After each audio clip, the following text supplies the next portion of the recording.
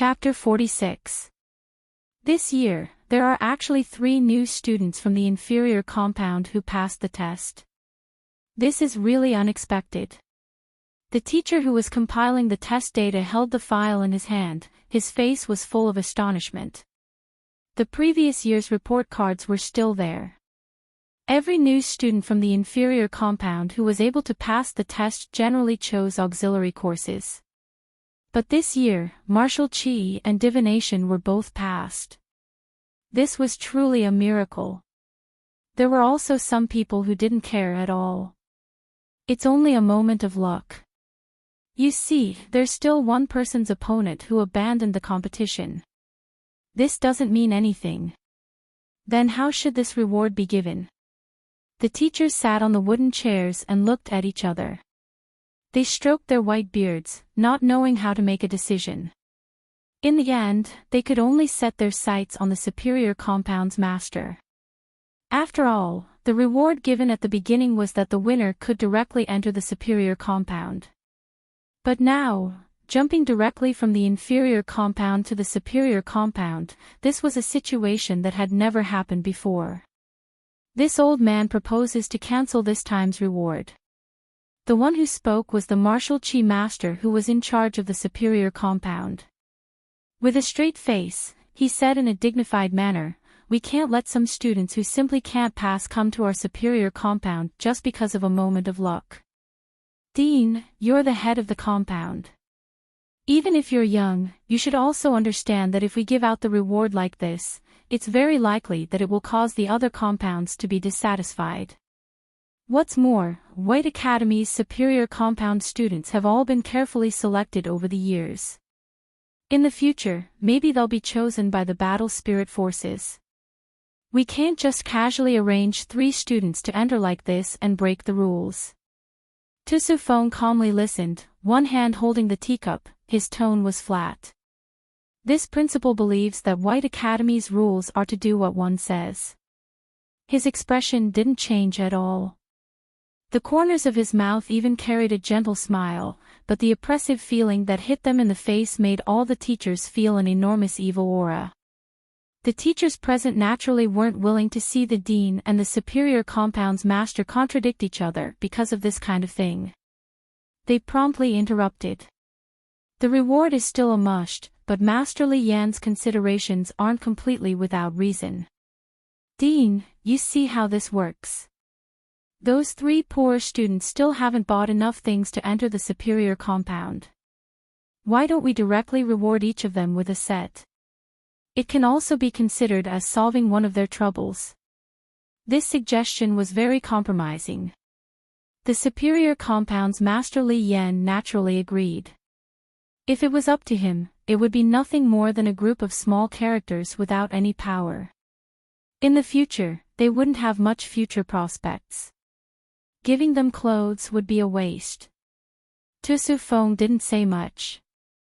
He only curved his thin lips, and the corners of his mouth carried a bit of evil. Sooner or later, these people would regret today's decision. It was likely that they would never have thought that the 3 students they spoke of who relied on luck to win, one was this dynasty's young genius priest, and the other was the 3rd prince that they desperately wanted to rope in, Beligaju. At noon, all the teachers and students gathered in the trading hall to announce the results of the test.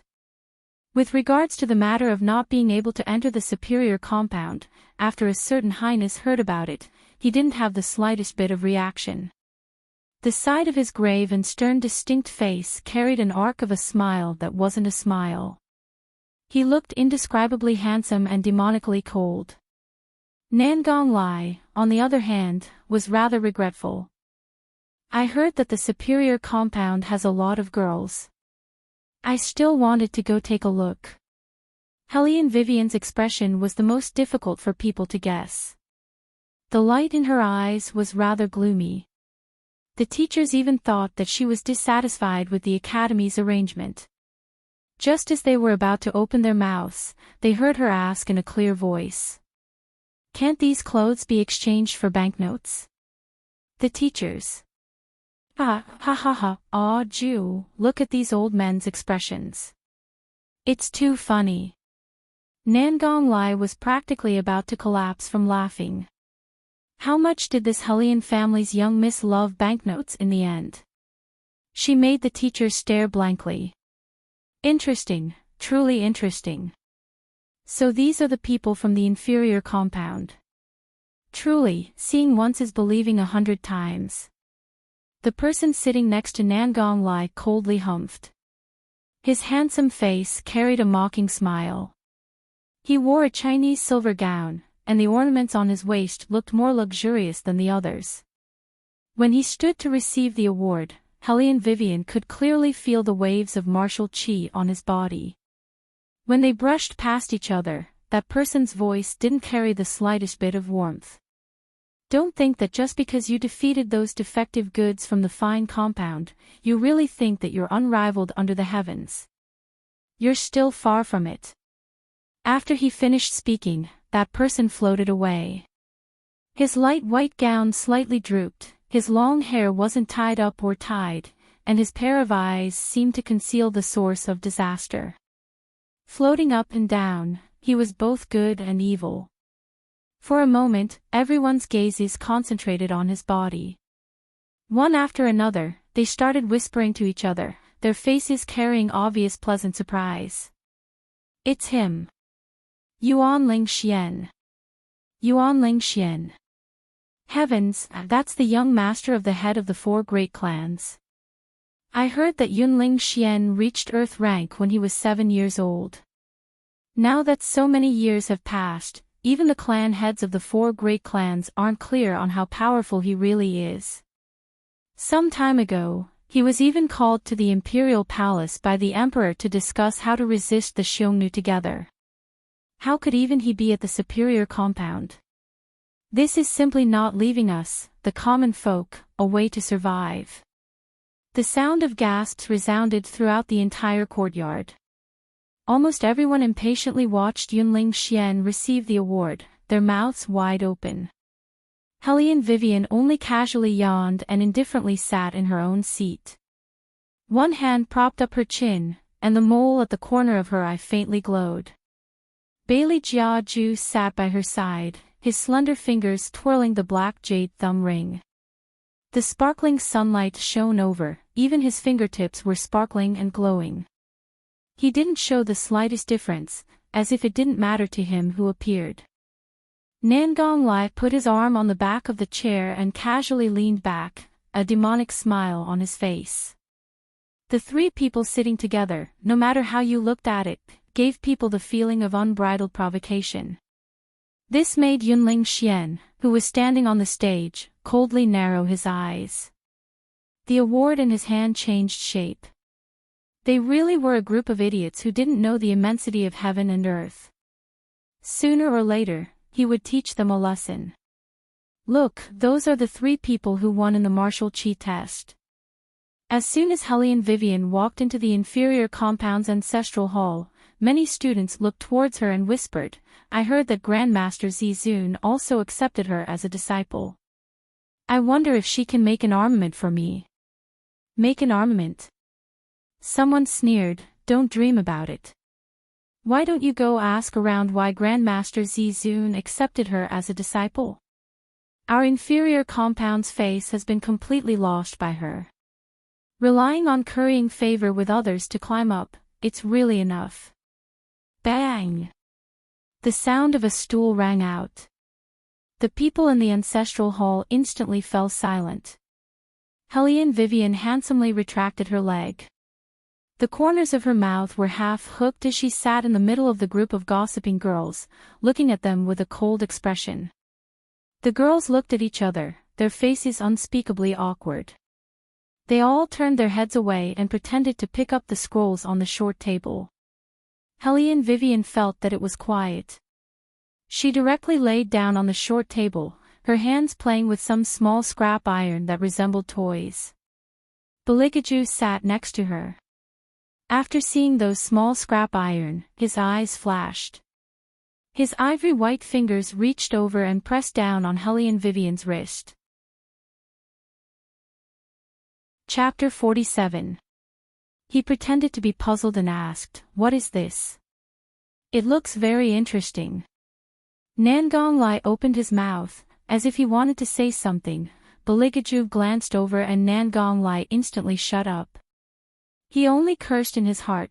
You, a 7-year-old who played with all kinds of armaments, actually have the nerve to pretend to be a novice. Don't tell me you really didn't see what those scrap iron were for. There are countless of them in Ghost Palace for you to play with. It had to be said that a certain highness acting skills were really too good. That pair of deep eyes carried an unprecedented cleanness, making Hellion Vivian, this ace agent, not the slightest bit of doubt. She lazily explained, it's for practice, an ordinary armament. It hasn't taken shape yet. When it's done, I'll give it to you. Speaking to this point, she paused, then said, consider it as compensation for seeing your body that day. Nangong Lai didn't drink a mouthful of water and almost spat it out, choking until he coughed. This Hellion family's eldest daughter's way of doing things was really bold. In the capital, which family's young lady would bluntly say things like, so your body? It had to be said that a certain highness taste was really unique. I'm looking forward to it. At first, Baligaju stared blankly, then he slowly smiled, his thin lips carrying a shocking evil. Nangong Lai watched from the side and trembled from head to toe, starting to calculate how many days the Hellion family's eldest daughter could live. What he didn't expect was that Ju looked like his mood really was a bit better than before, so much so that he even gracefully arranged the scrap iron for Hellion Vivian to use in order.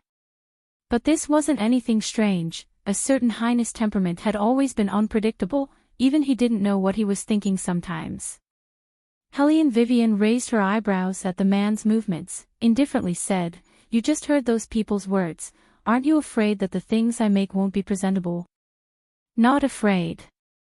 With the same indifferent tone, Baligaju supported his face with one hand and continued to arrange the scrap iron for her with the other hand. His black hair was half hanging down, and the smell of books was blowing in her face. Hellion Vivian's fingers paused and took the scrap iron from his hand. These things are not good. When I find something suitable in the future, I will make it for you. Since he believed in her, she should treat him differently. Baligaju was someone who had seen countless top-notch martial arts. Naturally, he also knew that this ice iron was somewhat damaged. However, his face had a hazy expression of not understanding, a lazy expression of pity. Hellion Vivian knew that basically all of the new students who entered the academy wanted to obtain an armament that belonged to them. However, due to the preciousness of armaments, the academy didn't equip all of the new students with one. Instead, all of the resources were given to the superior compound. Therefore, it wasn't strange for this man to want to obtain an armament. But Hellion Vivian kept feeling that something was a little strange. Right, she remembered. When I first met you, didn't you bring your guards with you? How come in the end, you were reduced to not even being able to afford a scholar's hat? Nangong Lai's figure paused. It's over, it's over. Their identities were going to be exposed. Baligaju faintly extended his gaze. His tone was very indifferent, as if he was merely stating a fact. I lost all of my martial chi. My family only helped me pay the academy fees. They only sent an accompanying bodyguard to follow me. After that, they didn't do anything else. When Hellion Vivian heard this, she suddenly had a feeling that they were in the same boat. She rather handsomely patted his shoulder. Don't be sad. In the future, they will definitely regret it. Nangong Lai looked at her movements and the corner of his mouth fiercely twitched twice. Eldest Miss Hellion, the one who will regret it in the future is you. There has never been anyone who dared to pat the royal's shoulder like this. Really? Baligaju retracted his gaze and slightly lowered his eyes. That hair was black and soft. At first glance, he simply looked like a freshly baked, obedient and beautiful young man. Nangong Lai's expression as he watched from the side was very tangled. Pretending, too good at pretending. Does the retired emperor know that you're so good at pretending? On the contrary, Hellion Vivian stroked his head. The smile on the corner of her mouth was incomparably free and easy. Don't worry. With this big sister covering you, you'll be able to regain your face in a matter of minutes. After Hellion Vivian finished speaking, she saw Beligaju's shoulders tremble twice. She even thought that he was moved, so she extended her claws and stroked his head twice. What she didn't know was that Beligaju, who had his back turned, had a smile that wasn't a smile on his face. He almost couldn't hold back the pleasure that overflowed from his throat. Ah, this little thing, as expected, the more he looked at her, the more interesting she became. It made him more and more unwilling to restore his identity and go to the superior compound. The teacher has arrived. It wasn't known who shouted this, but the entire ancestral hall immediately quieted down. A great master wearing a white robe walked in, held an ancient scroll, and started the true meaning of the first class. Hellion Vivian didn't listen. Her fingers nimbly fiddled with those pieces of scrap iron. One could hear an extremely small but very regular sound. Probably because her movements were too beautiful, the sound seemed to have an additional kind of indescribable musical feeling in the ears. After the teacher finished speaking, he patrolled with his hands behind his back. When he patrolled to where she was, his old face sank. What are you holding in your hands? Hellion Vivian swept away the end of the scroll with a paw sound. Her expression was as light as the wind and clouds. For a moment, the teacher felt that his eyes were playing tricks on him. He used a white handkerchief to wipe his eyelids, then looked at Hellion Vivian's short table. Other than a brand new armament, there was nothing else. Could it be that he really saw wrongly? The teacher shook his head, put his hands behind his back, and said in a deep voice, "Concentrate, don't look around." Hellion Vivian absent-mindedly acknowledged. After the teacher left, she continued to fiddle with the second pile of scrap iron as if nothing had happened. After the entire class, the teacher wandered to Hellion Vivian's place no less than 3 times, but he didn't find anything. After class, only 2 figures were left in the ancestral hall. One of them was fiddling with the scrap iron on the short table next to him. His expression was indifferent, but his eyes flickered with playfulness. Nangong Lai sighed in admiration as he stroked his chin. A girl who doesn't even have martial chi was actually able to make 3 armaments in a short period of time. During this time, she even stuffed strawberries into her mouth from time to time. She's simply abnormal enough. Ah, Ju, even that old man Tu Tian can't possibly reach this level, right? Beligaju stood up, his slender fingers brushing across those already in embryonic form of armaments. Thinking of what that little thing said, he smiled evilly. Indeed not bad. Ha! Nangong Lai followed up, wait, what you said not bad, are you referring to these armaments or people? Also, what was going on with him just now?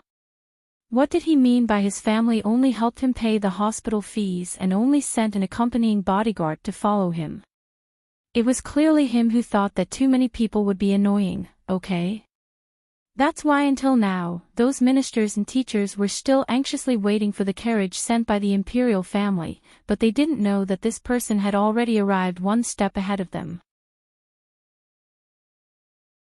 Chapter 48. Ah, Ju, I have to remind you that you're still the prince of the Dragon War Empire. Don't pretend too much, he won't be able to digest it.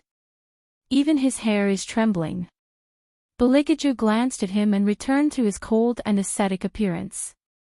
He then walked out of the ancestral hall. Nangong Lai looked left and right, speaking of which, where did that girl go? Why hasn't she come back yet? The people outside the ancestral hall were all resting. A girl heard Nangong Lai's words and answered shyly, "Are you asking about that Hellion Vivian?" You know. Nangong Lai curled his lips into a smile, like the wind. The girl's face was still red and she said softly, "Just now, someone saw Lord Murong send a servant to look for her. She should have gone to the Commerce Courtyard to keep the appointment." After all, she has liked Lord Murong for so long. No matter how tough she is in front of others, she will find a way to get back together. If you want to look for her, you can go to the Commerce Courtyard to take a look. Beligaju's slender fingers paused. He listened quietly, his face expressionless. Since she wants to get back together, it's not good for us to disturb her. Nangong Lai leaned back and smiled. What did I say? Loosening the reins to grasp them. This little girl's move is pretty good. Hearing this, the scrap iron in Beligaju's hand was slightly sluggish. Layers of veins broke on the iron body. Nangong Lai looked at him strangely. Ju. Yes. Beligaju's tone was indifferent. His face was cold. Nangong Lai touched the bridge of his nose. He didn't know why, but he felt that Ju was angry just now. Beligaju didn't pay attention to him anymore. He slowly walked out of the courtyard. His slender figure quickly disappeared into the boundless dusk. Your Highness. When no one was around, a shadow swept past the treetops and landed on one knee on the ground. Beligaju's eyes slightly swept over the people kneeling on the ground. The corner of his mouth was cold. Go and inform the royal army to wait for me at the foot of the mountain. Yes. Shadow paused for a moment before lowering his eyes to accept the order. A trace of astonishment flashed through his eyes. His Highness had been playing hide-and-seek with the retired emperor these past few days, but now he had the imperial army wait at the foot of the mountain. Did he agree to choose a consort? Sunset. People were coming and going in the trading compound. The manservant who was dressed like a scholar raised his chin slightly and looked at Helene Vivian, as if he had given her a lot of face by coming to find her. Helene Vivian, my young master said that he can let bygones be bygones. But you, think about it carefully. If this engagement is called off, there will be no room for negotiation. Are you done? Helene Vivian's face was cold, and her tone was neither fast nor slow. If you're done, then hurry up and get lost. She wasn't unfamiliar with this manservant. He was always by Murong Chongfeng's side, always thinking of himself as superior. When he saw the noble ladies, he never saluted. If she had to say, this was all because he was spoiled. You. When had the manservant ever suffered this kind of humiliation? No matter who saw him, they would be polite.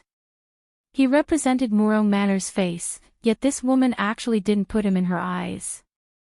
In the past, she would chase after him everywhere, asking him to bring news to the young master. Now, she actually asked him to get lost. Murong Wei, don't regret this. The manservant clenched his teeth and left in a huff. Helene Vivian picked her ears rather disapprovingly. Her eyes swept over the surrounding people who were watching the play. With one hand in her pocket, she stepped into the street without a change in expression. She was naturally lazy and free. TSK, these people really don't have eyes. Yuan Ming's voice was as arrogant as usual. Helene Vivian raised her eyebrows. You're awake. It seems that you've recovered quite well. If you fight a few more rounds, I'll be even better than now. Yuan Ming licked the corner of his lips, his face was bloodthirsty. Helene Vivian stroked the ancient book in her hand and lightly smiled. Don't worry, I've already thought of whose blood I'll release. Yuan Ming looked at the young girl in front of him with a devilish smile, his thin lips slightly curved. Wait Academy, you guys definitely wouldn't have thought that after a few hundred years, I would return. What did you say? Murong Chongfeng listened to the manservant's report, the teacup in his hand was almost twisted out of shape. The manservant was indignant. That woman who doesn't know what's good for her actually told me to get lost.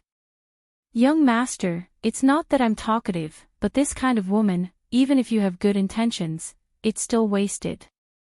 Murong Chongfeng was already upset, Now that he heard the manservant's words, his chest felt like it was being pressed by a stone, suffocating somewhat.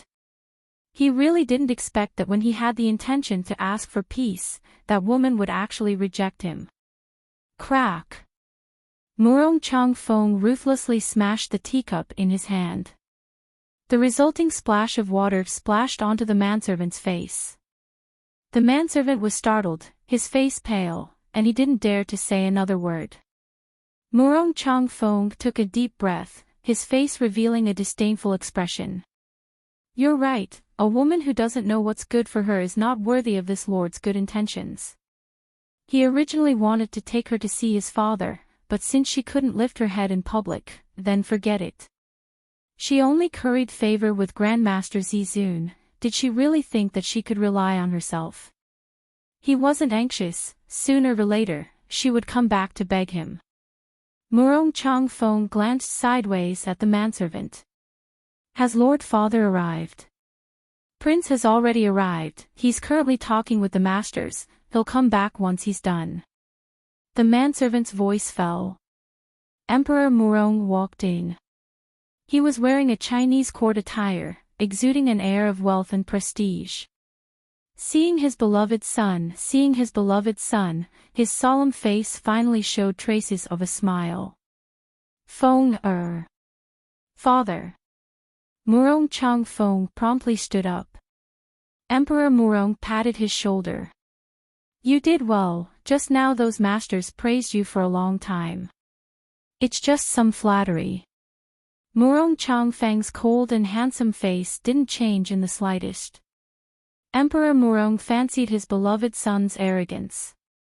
Good, what Feng said is right, it's just some flattery.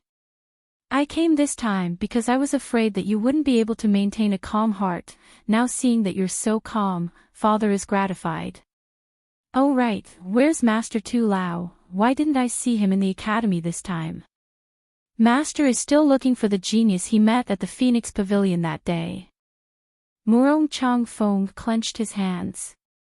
I don't know what kind of person that person is, to actually make Master so concerned. Even when I came to White Academy, he didn't appear. Emperor Murong lowered his eyes and said, no matter who that person is, it doesn't matter. Although it's hard to become a martial cultivator, Feng, don't forget, what you need to do in the end is to find a way to find the battle spirit forces, then become a member of them. Becoming a martial cultivator is only a springboard for you to enter the battle spirit forces. Father, don't worry, I've never forgotten what you said.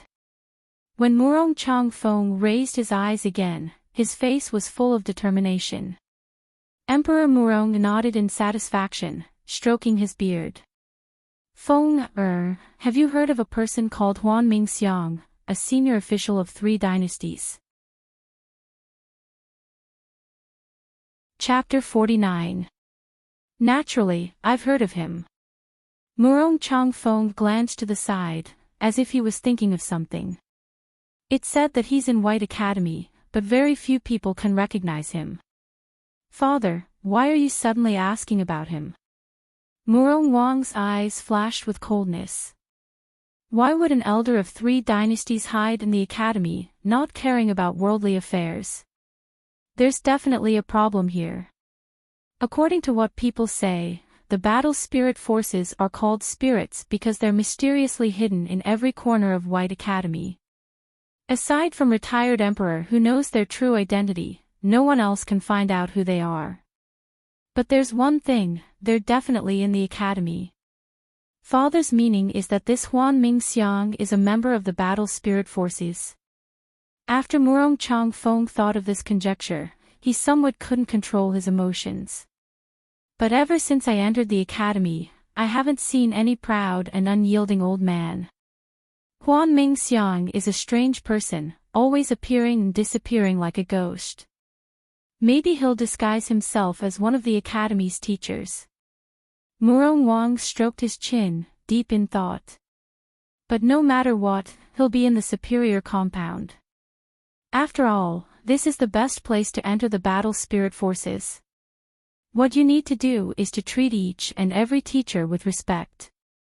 I have a premonition that when a new student enters the academy, the Battle Spirit Forces guide will definitely appear. Swish, swish, swish. In the northeast corner of the commercial park, an old man with a hunchback was holding a broom in his hand, silently sweeping the fallen leaves on the ground. This was a place specifically for students to read. There were many books and ancient scrolls. However, the descendants of famous families who had already been influenced by martial chi countless times didn't feel that this place was worth coming to. Except for Helene Vivian. She lost her martial chi when she was 7 years old, so there were many things that no one taught her.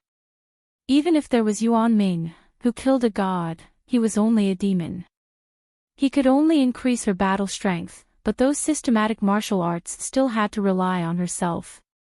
In such a large courtyard, besides the old man sweeping the floor, there was a young girl earnestly reading a book. Under the radiance of the setting sun, it was indescribably peaceful. However, no one noticed that when that ordinary-looking old man raised his eyes, a sharp light flashed in the corner of his eyes. He held the broom in his hand and unintentionally swept it in front of Helene Vivian. He coughed heavily twice and pointed at the tall bookshelf. "Little girl, I see that you are taller than me. Can you help this old man take that book away so that I can clean it?" Helene Vivian, who was concentrating on reading the book, didn't notice that there was an old man here. Seeing that his legs were really inconvenient, she stood up and took the ancient book. After giving it to the old man, she planned to continue studying. Unexpectedly, the old man in front of him suddenly disappeared. Helene Vivian narrowed her eyes and quickly looked behind her. The old man had already changed his posture. He hovered in mid-air with one hand behind his back and the other stroking his beard. His sleeves fluttered slightly, making him look like an immortal. His voice was deep and resounding. "This old man has been cleaning this place for many years. You are the first person who is willing to help this old man. This little girl has a good heart. It's just a small matter." Helene Vivian's expression didn't change much. She reached out and put down the ancient book with a faint smile on her face. Yuan Ming narrowed his eyes. "Woman, this old man is not simple. You should be careful." Helene Vivian gave Yuan Ming a reassuring hand gesture. She didn't feel that this old man had any malicious intentions. Years of living with firearms had given her an instinct to distinguish between danger and not. From this old man, she only saw bright eyes and interest. He didn't avoid her at all. This meant that the old man was safe. The old man seemed to admire Helene Vivian's calmness. It was rare for him to smile. "Little girl, this old man never owes anyone. Since you helped this old man will also return something to you." As he spoke, he pointed at the tree branch and used the moved Song Shan Mu Yuan. It was condensed and heavy, strange and complex. It had the power to split mountains and split rocks. Helene Vivian's eyes suddenly narrowed. Her body was like a shadow, agile and unpredictable. Like the shadow of a plum blossom, she drove the wind around her. She used chi to break the attack. The old man's eyes lit up and continued to attack. Helene Vivian had always been very fast. Every move was nimbly avoided by her. However, she was still relatively unfamiliar with martial chi. Gradually, she felt that her strength was falling short of her desire. The old man took the opportunity to attack. When he thought that the outcome was already decided, he didn't expect that Helene Vivian would use the move that he had used before. He was stunned at first, then put down the bamboo branch. He smiled and said, "Good, good, good. There is actually such a smart girl in this world. Wonderful, wonderful." Helene Vivian smiled but didn't say anything. She had been wandering between the black and white for many years in the 21st century. She had already developed a superhuman memory. Naturally, she could apply what she had learned. When she was in battle, she could change according to the actual situation. She had been carrying a machine gun all year round in the Yunnan and Zhonghai regions. What kind of situation had she not encountered? Now that she was holding a branch, it was as easy as moving her fingers. Her heart moved at will. Every move she made was natural and handsome. Come. I'll pass on another set of flames swallowing the heavens to you. He had waited here for so many years. Finally, he had waited for a good seedling that was to his liking. The old man laughed loudly in his heart. His face was also filled with unconcealable excitement. If it was this girl, she would definitely be able to learn his ultimate move. When she first heard the words flames swallowing the heavens, Hellion Vivian's heart also brightened. In the Dragon War Empire, even a 3-year-old child would have heard of this secret art. It was said that this secret art had already been lost along with the retirement of 3 generations of elders, Huanming Xiang. Now, this old man unexpectedly wanted to pass it on to her. Hellion Vivian's eyes flashed. She naturally thought of the old man's identity. Huever, after a moment, she shook her head. Flames swallowing the heavens, I still won't learn it. Why? Huanming Xiang was greatly shaken. Could it be that she was the same as that arrogant brat in the palace, hating waking up early? Hellion Vivian smiled. Although I haven't been practicing martial arts for long, I've also comprehended a bit of truth. Elder Huan's flames swallowing the heavens should belong to the fire element. However, up until now, I've also sensed that my martial qi has nothing to do with fire. You. Huanming Xiang didn't find it strange that Hellion Vivian would guess his identity. After all, this little girl was so smart. She was able to see through it with just a hint. Only, he rubbed his chin and suddenly wrinkled his white eyebrows. Your martial qi path is very strange. It's like you've suffered some kind of heavy injury. It's a bit nondescript, yet you can win by surprise. Girl, what exactly are you cultivating? After Hellion Vivian heard this, she smiled. In any case, my martial qi path is very different from this flames swallowing the heavens. In this world, there are many kinds of mysterious martial arts that can't be learned. Learning too many isn't necessarily a good thing. Who knows, maybe I won't be able to control myself and will suffer from qi deviation. The way I am right now is quite good. I'm comfortable practicing it myself, and I can use it easily. Hearing this, Huanming Xiang stared blankly for a moment. Then, his eyes lit up as he looked at Hellion Vivian.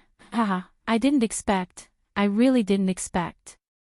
In this world, most people who practice martial arts can't overcome the greed in their hearts, but you actually comprehended this truth early on. Truly a wonderful person. It's just that I fight a lot. Hellion Vivian curved her thin lips and looked at the setting sun. It's getting late.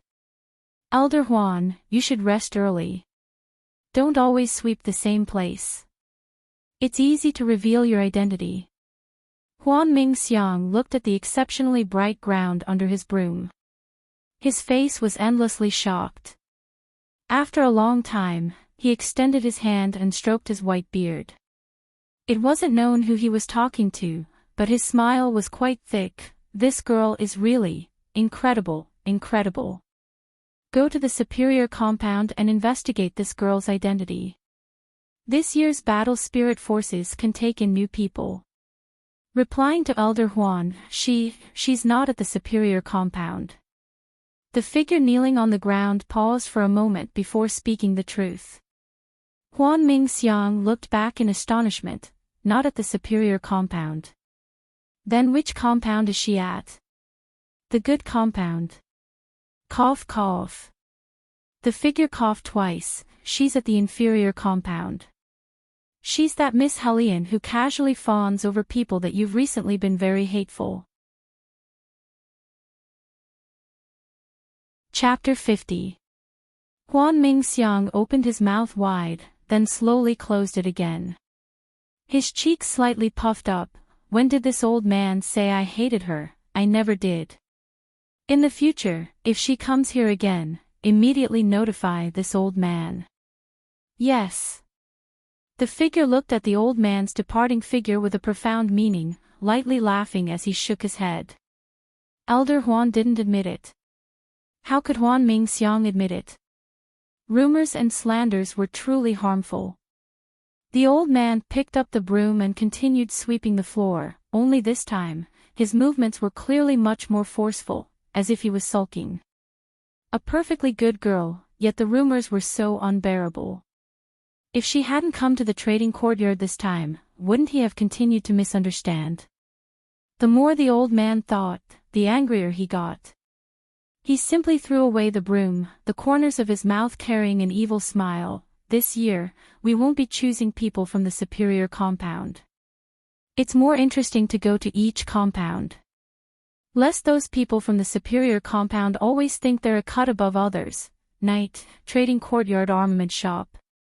The manager looked at the more than 10 armaments in front of him, his eyes astonishingly bright. These were all made by Miss Weiwei yourself. Hellion Vivian indifferently grunted, lightly sipping the tea in her hand. 2 days, it's only been 2 days. The manager admitted that he was once again shocked. One must know that there wasn't a single newly promoted armament master that could produce so many armaments in such a short amount of time. Even among the current armament grandmasters, there wasn't a single one that could achieve this speed. This was too heaven-defying. Hellion Vivian took one of the armaments, looked left and right, and said, "This one isn't made very well. Wait until class tomorrow, I'll take it apart and assemble it again." Okay. Whatever Miss Weiwei thinks is suitable, you can do it. The manager couldn't see where was good, where was not good. He only felt that disassembling an armament that made people feel awkward was like playing with a toy in her hands. If the disciples of other great masters knew about this, they'd cry themselves to death. Okay, you go ahead and do your business. Don't always disturb my time with my obedient disciple. Grandmaster blew at a corner of his white beard and extended his hand to push the steward out. Where was his usual dignified appearance in front of others? Wait until after the consort selection, all of you have to go home and rest for 2 days. I'm really afraid that after you go back, that big and small Hellion family will shamelessly bully you again. Disciple, listen to Master. If they dare to bully you, come back and find Master. Master will definitely stand up for you. Hellion Vivian chuckled. Master, you don't believe that I can handle it myself. I'm worried about you. Grandmaster sat down on his chair. So what if your martial chi is low? Can't we still make armaments with low martial chi? These people just couldn't eat the grapes and thought that the grapes were sour. They even said that this old man would definitely not be able to stand you and would chase you out of the sect. Heh, what a joke. They aren't me. Disciple, don't worry. Even if you don't have martial chi and can't pass the selection, and can't make a martial cultivation, Master will not drive you away. I will still take care of you and give you money. Hellion Vivian knew that the old man really doted on her. This also made her even more determined to cultivate her own power. After being a big shot for so many years, she naturally knew that no matter if it was Su Jia Qing or Hellion Guangyao, mixing in their current position was definitely not by chance. If it weren't for their meticulous thinking and ruthless methods, they wouldn't have divided up the Hellion family's power and spread her mother's reputation to such an unbearable degree. Wanting to move them was definitely not an easy matter. Moreover, compared to dealing with them in one strike, she preferred to do it slowly. Slowly let them taste the taste of having their family destroyed and their people killed, the taste of falling to the bottom of the valley. However, what did she just hear? Consort selection. Hellion Vivian wrinkled her long, shapely eyebrows. What does this have to do with me? She didn't feel that as a good-for-nothing, she had any qualifications to be a consort selection. What happened to being a quiet and beautiful young lady? Grandmaster guiltily looked towards the beam of the room. Master also doesn't know why that side chose you. However, Master feels that since you've been chosen, you should go take a look at that royal family member. He's still not bad looking. Is there any way for me not to go? Helene Vivian didn't expose the old man. She only indifferently put down the teacup. She still had to do business. She really couldn't find the time to participate in some consort selection. Moreover, she was a second-hand good that had just had her marriage annulled. Wouldn't the royal family be afraid of provoking a fishy smell? Grandmaster lightly coughed twice. No. Disciple, don't worry. That stinking brat has always disliked women. Moreover, his standards are very high. Even if you go, you may not necessarily be chosen. Helene Vivian also thought so. Right now, she was only a bit whiter than a black coal bowl. If it was like this, that royal family member could also choose her. Then she couldn't help but admire that man's sense of beauty. Wait a minute. What did he mean by that stinking brat has always disliked women? Could it be that the world-shaking third prince was actually gay? She seemed to have found out an incredible secret. In short, it's just going through the motions. There are so many candidates for consort selection. Grandmaster was still thinking of a way to persuade his disciple. On the other side, Helene Vivian had already started laughing. Master, you don't need to say any more. I'll go. At worst, after going, she'd just sit down and sleep, and eat pastries. In any case, it was like what Master said. There were so many consort selection candidates. She was just there to make up the numbers. The next day, a gentle breeze blew, and the sky was clear for thousands of miles. Apart from the westernmost inferior compound, the other compounds looked exceptionally lively. Even the great masters had gone to the dean's place. They were so busy that they didn't have time to attend to them. Everyone was wondering if something big was going to happen. In the ancestral hall, the students sitting at the front and back tables were gathered together to discuss. Their faces were filled with eagerness and excitement. Hey, did you guys hear? It seems that the third prince is coming soon. Is that true? It can't be a lie, right? Doesn't the third prince never leave the ghost palace? The news from the superior compound definitely can't be wrong. Even if the third prince came, so what? He'll definitely go to the superior compound. Sigh. Some people sighed regretfully. Their faces were filled with disappointment as they looked out the window in a daze. Helene Vivian didn't change at all. No matter who came or who didn't, she was still lying on the short table and sleeping. In such a large ancestral hall, she was the only one with one hand hanging down. She was sleeping as if there was nothing beside her. The chaos in the surroundings highlighted this scene's comfort and handsomeness. You guys look, she's sleeping again. The chattering changed the style of the discussion. The young girls lowered their voices. She seems to do nothing but sleep all day long. What else can she do? Don't forget, she doesn't have any martial chi. No martial chi, and so lazy. Some people shook their heads in disapproval. When the time comes, there'll definitely be no results. Regardless of the tide of criticism from all around, Helene Vivian was still sleeping lazily. However, Yuan Ming laughed evilly. Woman, did you hear that? If you keep sleeping like this, be careful that you don't get any results on the test. Don't be noisy. Helene Vivian closed her eyes. Her expression was indifferent. She had a commanding tone. Wait until lunchtime and then wake me up. Probably because she was a bit muddle-headed from sleep, Helene Vivian forgot to hide her voice for a moment. When it fell into Beligaju's ears, he slightly raised his eyebrows. Chapter 51. Nangonglai also subconsciously thought that Hellion Vivian's words were directed at Beligaju, so he looked in his direction in astonishment. He was drinking tea and reading a book, an ancient scroll that even a martial arts master couldn't understand.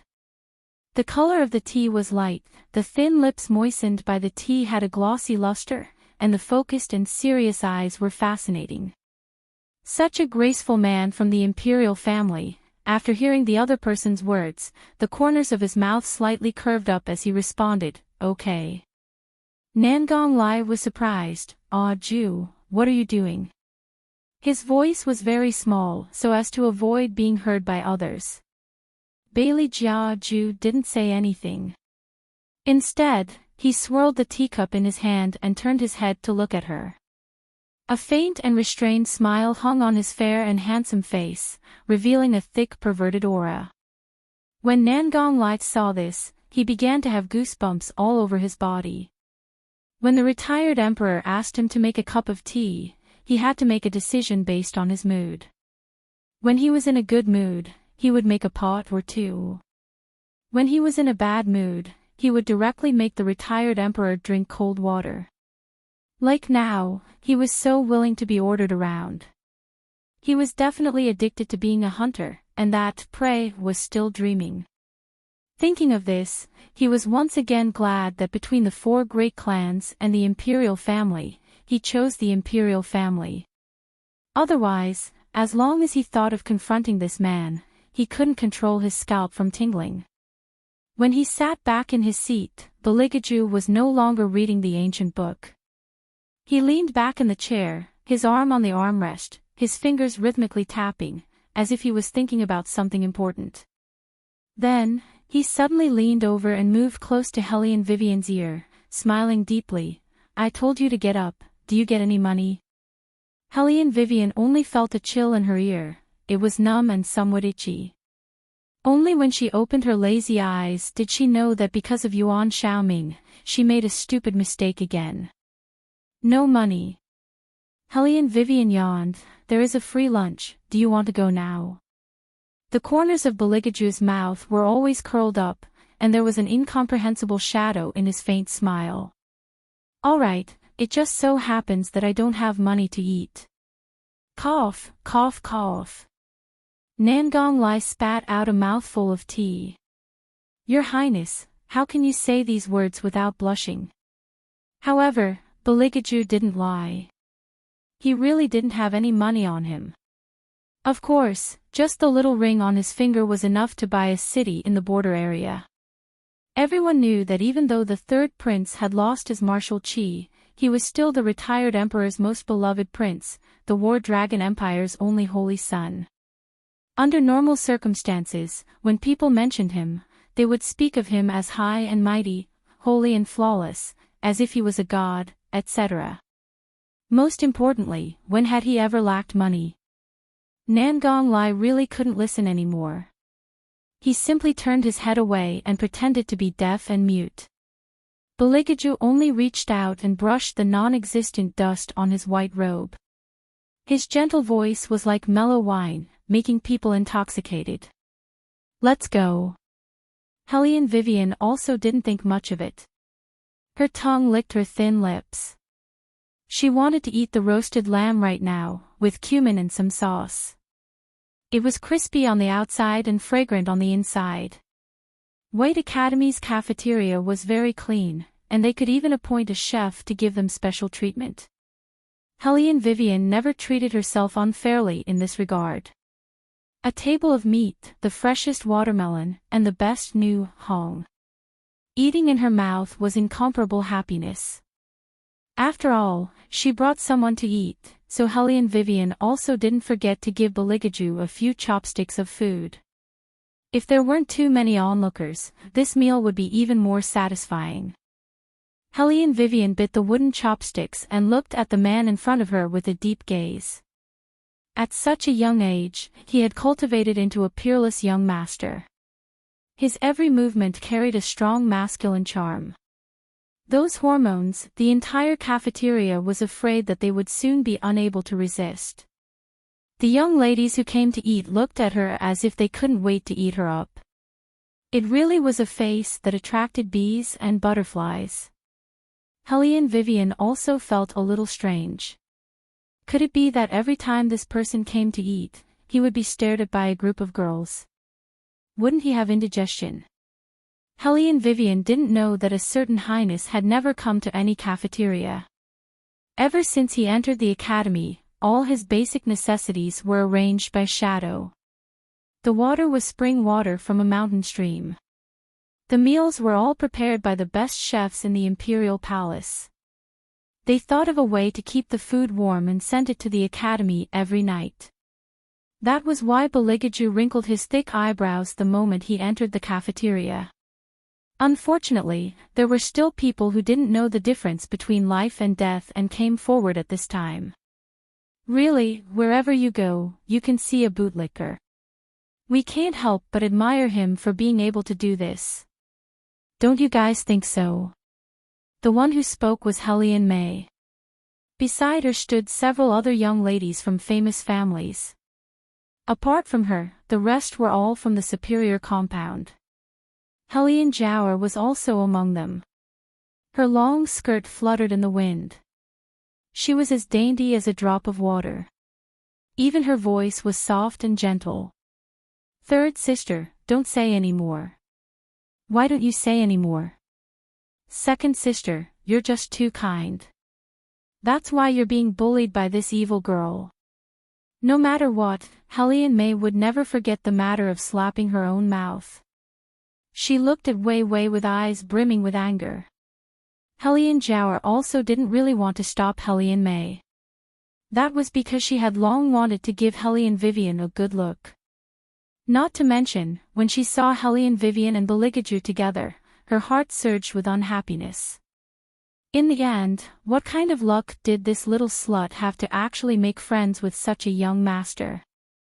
However, no matter how handsome he was still just a poor and pedantic student. She heard that he couldn't even afford a scholar's hat. He wasn't like Murong Xiaofeng, who came from a wealthy family and was also successful at a young age.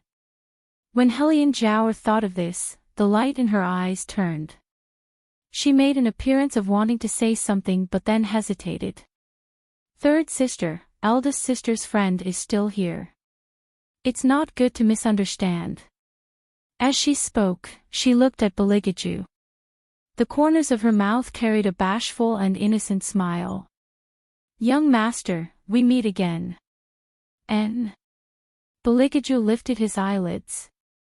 His deep eyes carried fine lines, so deep that it made people fall into them in an instant. Hellion Jower's heartstrings inexplicably trembled. Previously, at the superior compound, this man was just standing there. She felt as if his body carried a magical power. Now that she was close to him, listening to his voice, within the clear coldness, there was a low magnetism. It was clear and bright like the spring breeze in March. It refreshed the heart and refreshed the mind. There was a special kind of comfortable feeling. Hellion Jower's heart was once again unbalanced. The corner of her mouth's smile became even wider. After parting with young master last time, I haven't seen young master again. I don't know why young master went to the superior compound to look for me that day. Since she could make Lord Murong hate this slut, if it was another man, she could also do the same. Moreover, this young master had clearly taken a fancy to her from the beginning. If it wasn't for Wei Wei, this ugly woman, using money as a reward, it's likely that this young master wouldn't even spare her a glance, not to mention having a meal with her. This was simply a fantasy story. Hellion Jower was confident in her own beauty. After all, in this world, there was no man who could refuse her. Chapter 52. Her pretty face was slightly red as she lowered her head, like a budding lotus flower. Her beautiful eyes were shining as she looked at Bailey Jiaju, her eyelashes as dark as ink. However, what Hellion Jower didn't know was that the person in front of her was none other than His Highness, the Holy Sun, who had never been attracted to women. Any beauty in front of him would be ignored. In Nangong Lai's words, if His Highness wants to look at beauty, all he needs to do is look in the mirror every day. Other people really can't compare, regardless of gender. However, the strange thing was that this time, Beligaju looked at Hellion Jiao's face and hesitated for a while. Hellion Vivian frowned. She didn't think that the other party was a man who only looked at the face and not the heart. If he was like other people, then there was no need to eat this meal. The longer Bailey Jia Ju looked at Hellion Jiao Air, the more obvious the complacent expression on Hellion Jiao Air's face became. Both of her cheeks were suffused with a pretty pink color. Her heart was thumping and she was just about to open her mouth again. Bailey Jia Ju rested his chin on his hand and furrowed his brows seriously. He asked unhurriedly, "Who are you?" His voice was very pleasant to listen to. It was cool and languid with a unique elegance. Anyone who heard it would find it enjoyable. But, "Who are you? Who are you? Who are you?" After hearing these 3 words, Hellion Jiao Air's small face lost all color in a flash. Her pair of hands firmly pinched her handkerchief.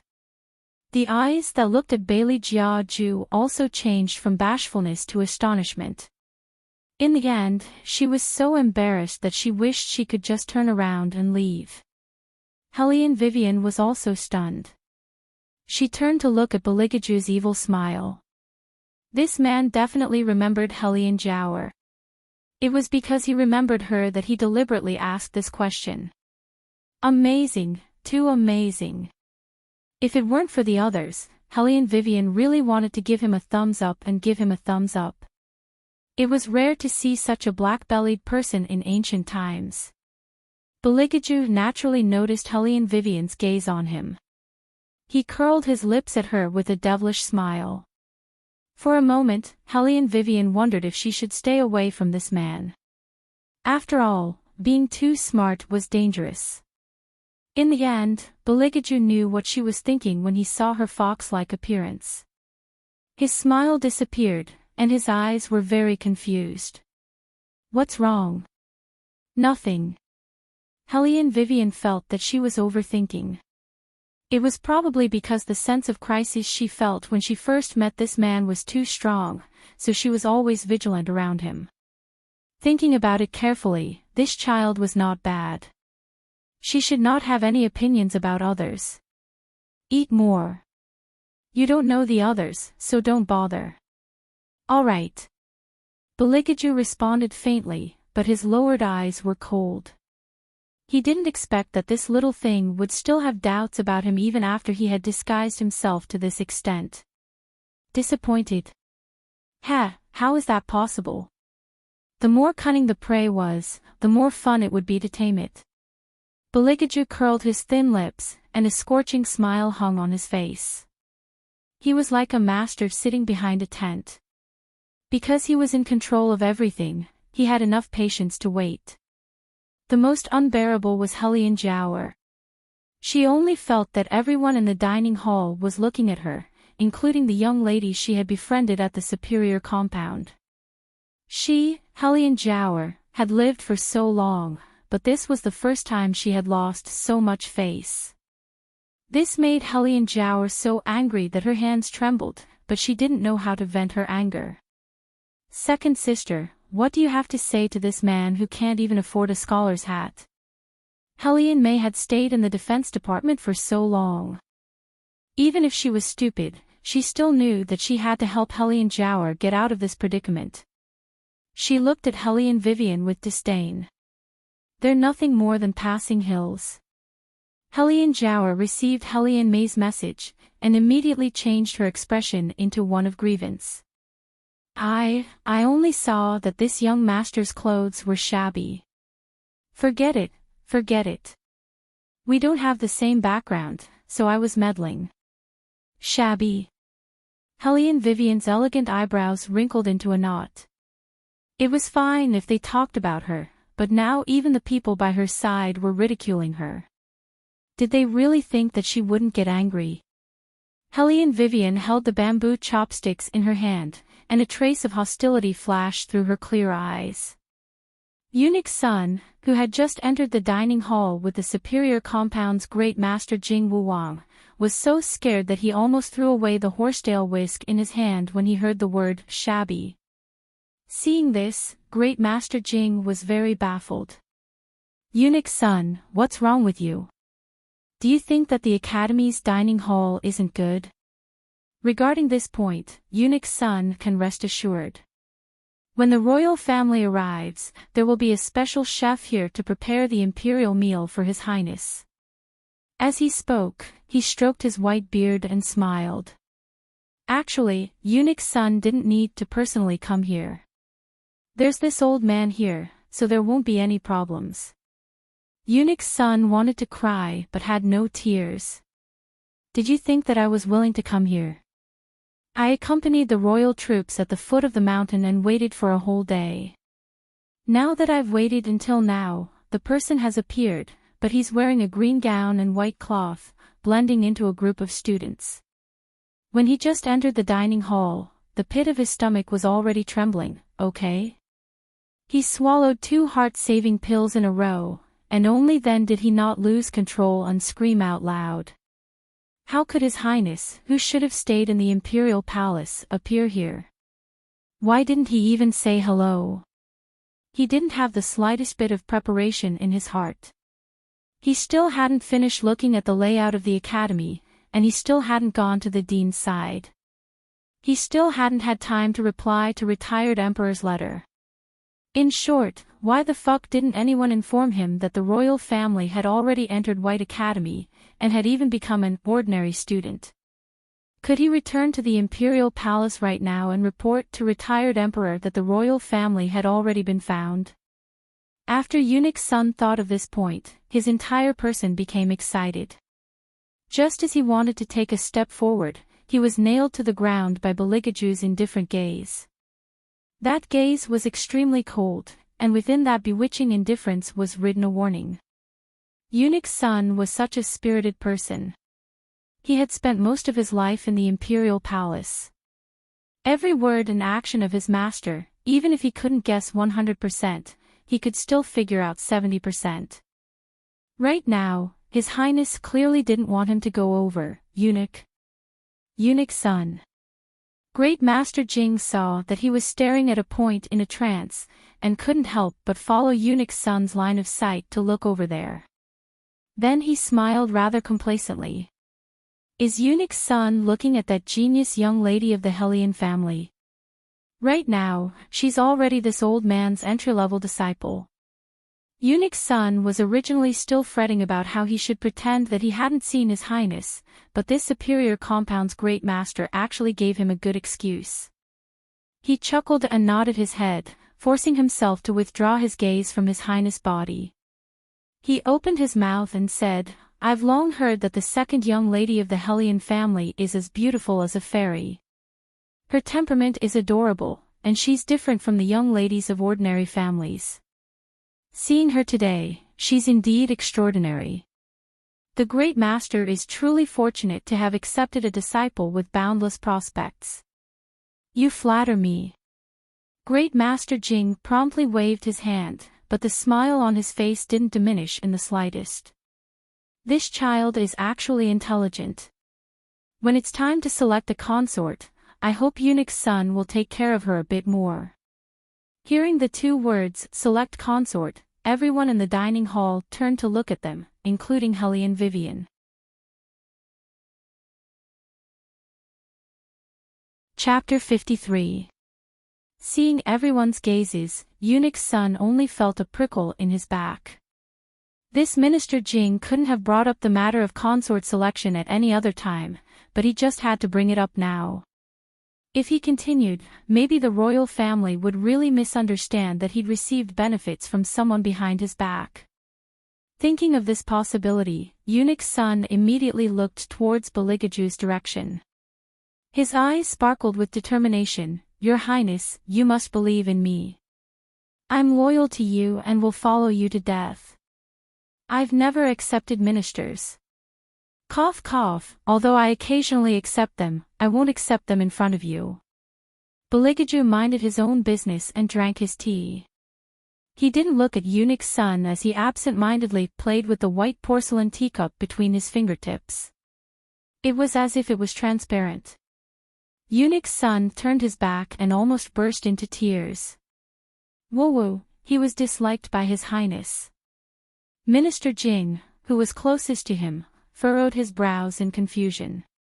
What's wrong with Eunuch's son today? Ever since the dining hall, he's been acting weird.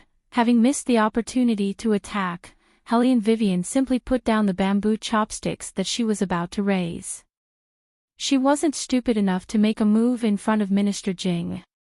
Before entering the academy, the dean had clearly said that doing bad things was fine, but absolutely couldn't be caught.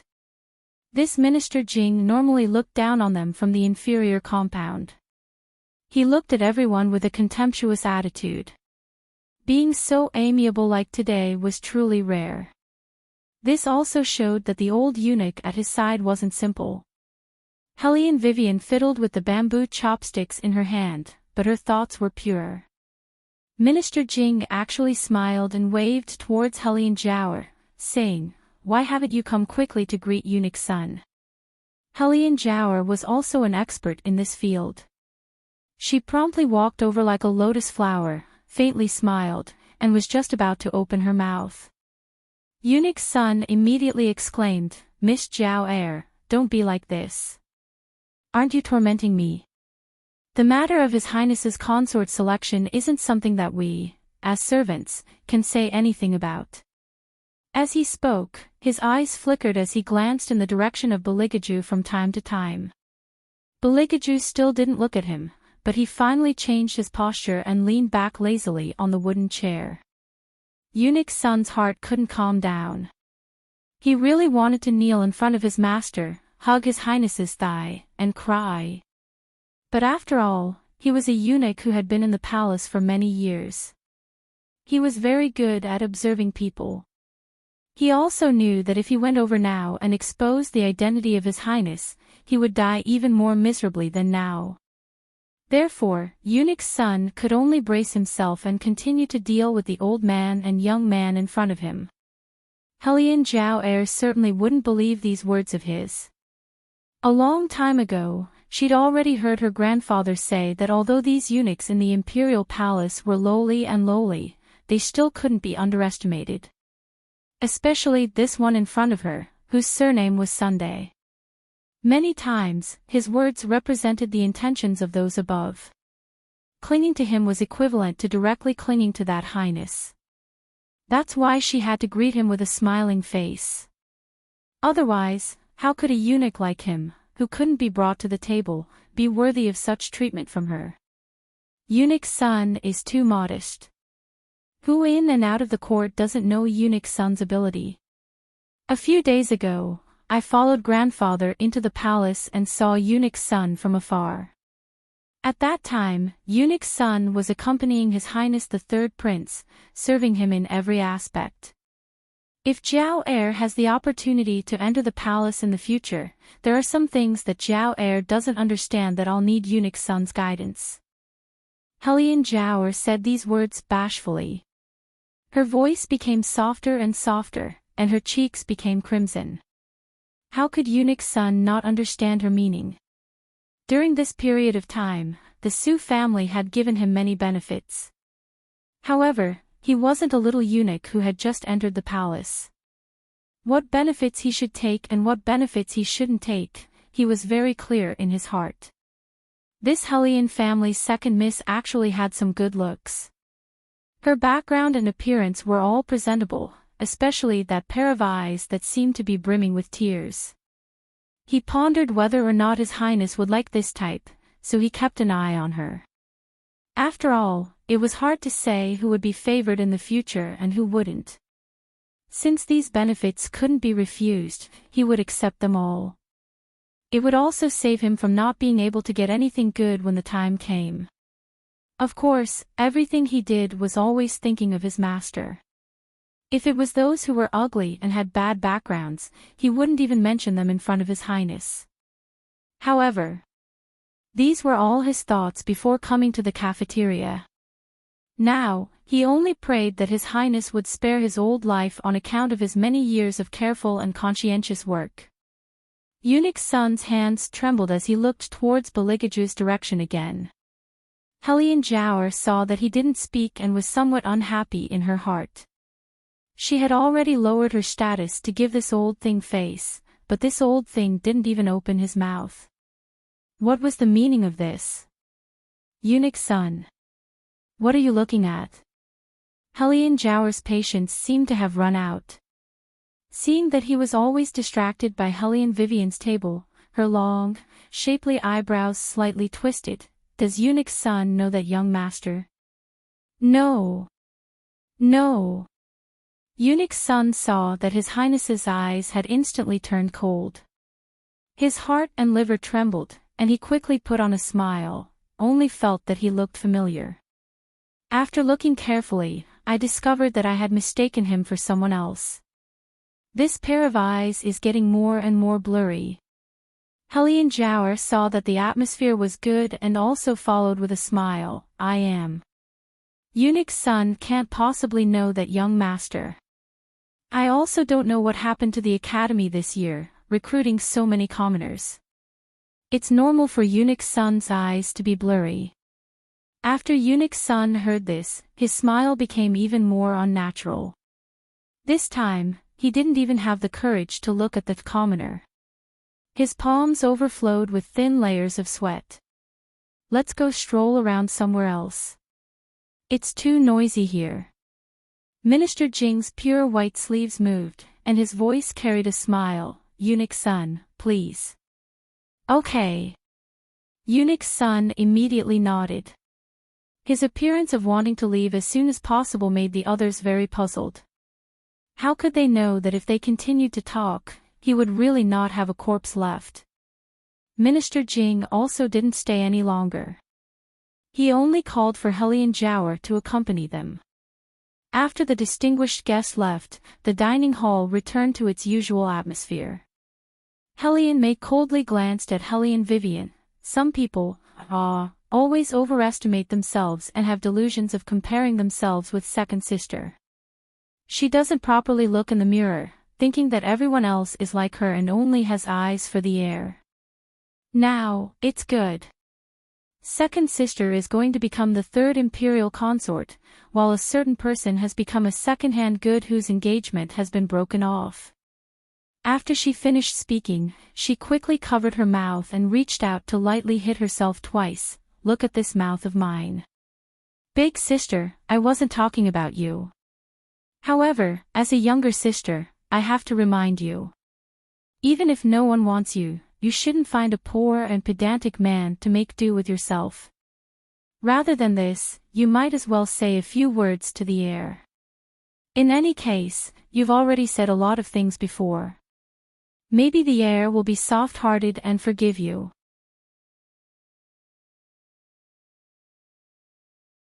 Chapter 54. Hellion May laughed heartily as she asked the young lady standing behind her. They were holding handkerchiefs, their thin lips slightly curved. They looked at Hellion Vivian as if they were looking at a pile of mud that couldn't be lifted up. Hellion May proudly raised her chin. I won't say any more. The environment here is not good. Let's go find the chef to give us some special treatment. Let's go, sisters. Another string of light and ear-piercing laughter. However, before Hellion May's foot could take a step, she saw that her whole body seemed to be out of control. With a bang, she knelt on the ground. It was unknown whether it was the leftovers in front of her, but her face and hair were covered in oil from the fall. Miss! The maid beside her quickly went to support her, but she couldn't do anything. My face, my hair. Hellion Vivian, just you wait. Hellion Jower couldn't control herself and screamed. She crazily rushed out of the dining hall. Hellion Vivian thoughtfully looked at the bamboo chopsticks that she hadn't used yet. She slowly looked at Beligaju's slightly condemning eyes and immediately expressed her position. It wasn't me. Is that so? Beligaju took back his hand. The water on his fingertips hadn't dried yet. He calmly wiped his hand with a white towel. Helene Vivian believed that she was a good child who didn't lie. I wanted to help, but before I could, she fell. Beligaju's tone was indifferent as he sipped a mouthful of herbal tea. The ground was too slippery. Helene Vivian nodded, indeed. Speaking of which, it's a bit uncomfortable if I don't do it myself. How could she fall? On this side, Wei Wei was still at a loss. On the other side, Shadow, who was hiding in the dark, fiercely twitched the corner of his mouth. He didn't know why, but he always felt that the smile on the corners of his master's mouth made people feel very, very cold.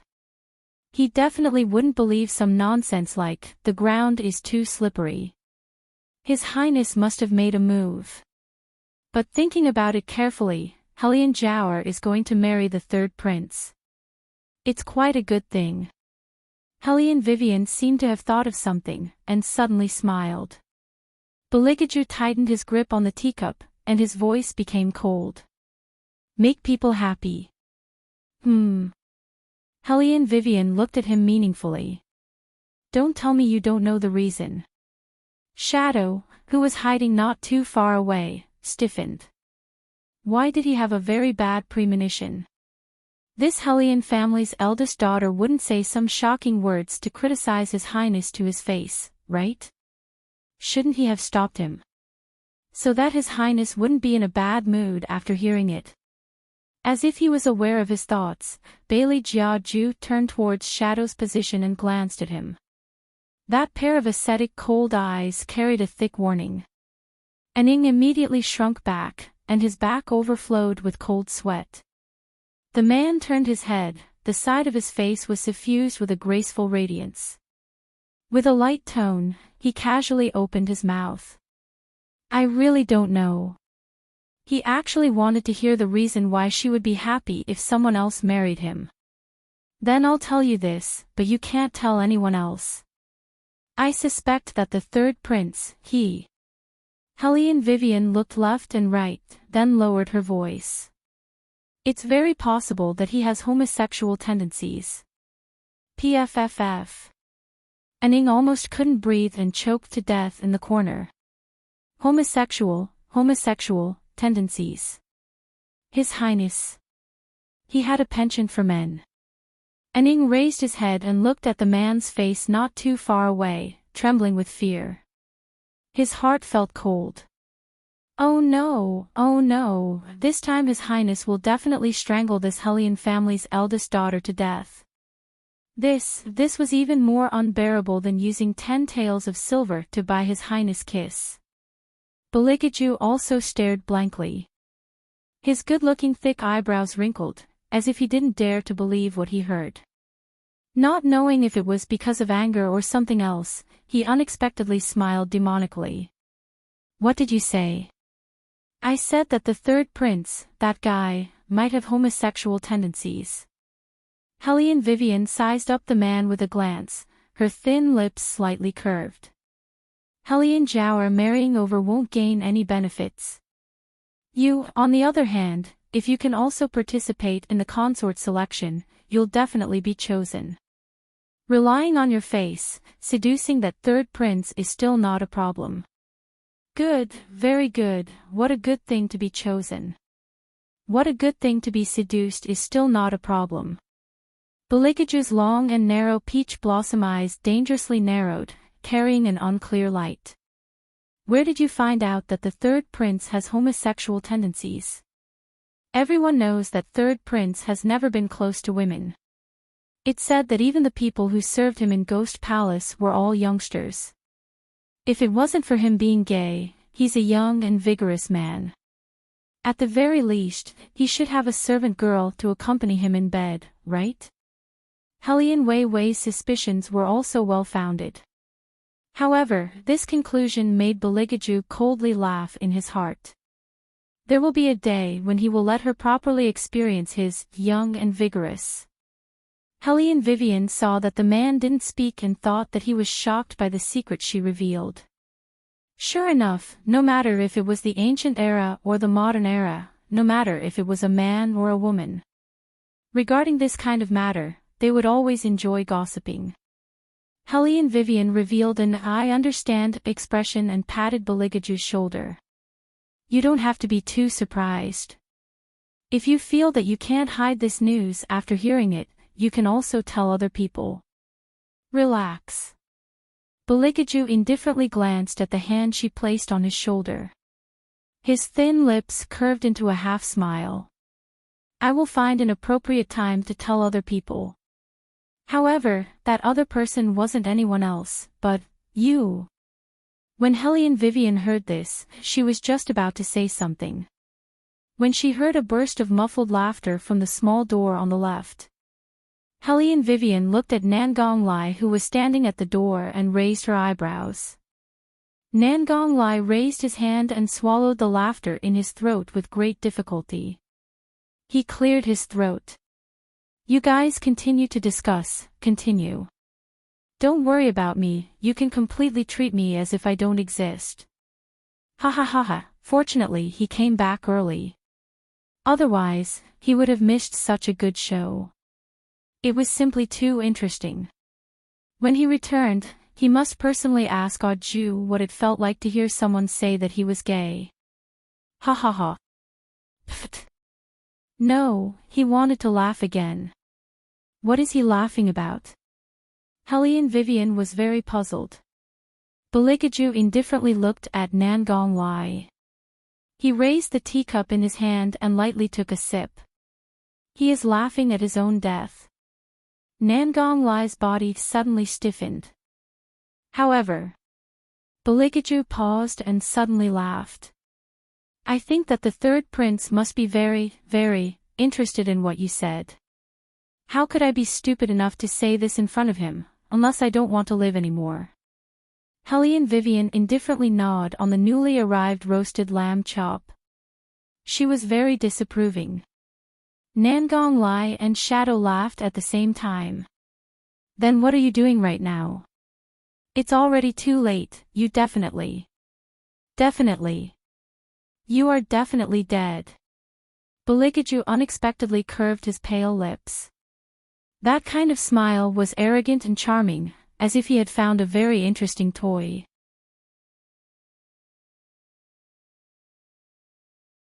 Chapter 55. A smart hunter would always treat his prey with extraordinary patience. Bailey Jia Ju displayed this point incisively and vividly. He didn't do anything to Helene Vivian. After the two people finished eating, they went to do their own things. The difference was that after Helene Vivian left, Beligaju turned the black jade thumb ring on his finger and coldly ordered the kneeling Shadow, follow her and see who she has been in contact with these 2 days. Yes. Shadow accepted the order and retreated. Nangong Lai touched the bridge of his nose and took a step forward. Before he entered the inferior compound, he saw Eunuch Sun in the most remote corner of the compound. He was like an ant in a hot pot, walking back and forth with a horsetail whisk. The back of his collar was full of sweat. It was clear that he had been here for a long time. After seeing them, Eunuch Sun's eyes lit up. With a thump, he knelt on the ground. Your Highness. Beligaju's voice was indifferent. Eunuch Sun is the third prince's favorite. How can you kneel just like that? Hearing this, Eunuch Sun almost burst into tears. Your Highness. Was Master making fun of him? He was about to be scared to death. Get up. Beligaju casually took 2 steps forward. From afar, he could hear 4 cold words, just this once. Eunuch Sun's scalp tightened. He quickly swallowed his saliva and respectfully responded, yes. Seeing that the crisis was resolved, Nangong Lai returned to his casual appearance. Eunuch Sun, long time no see. How did you provoke your master? Young Master Lai. Eunuch Sun saluted and looked back and forth at his clothes. Nangong Lai naturally noticed his gaze. With a wicked smile, he tugged at his green and white robes. I look handsome like this, right? Your master's idea was to disguise myself as an ordinary student so that I could flirt with those young ladies. Hee hee. Eunuch's son cursed in his heart. The one who wanted to flirt with the young ladies was clearly you. Nangong Lai let out a long sigh. It's also wrong to be too handsome. I'm already dressed like this, but I still can't resist falling in love at first sight. The corner of Eunuch's son's mouth fiercely twitched for a moment, and a fake smile appeared on his old face. This old servant remembers that retired emperor once said that the vice principal of White Academy this year should be you, young Master Lai.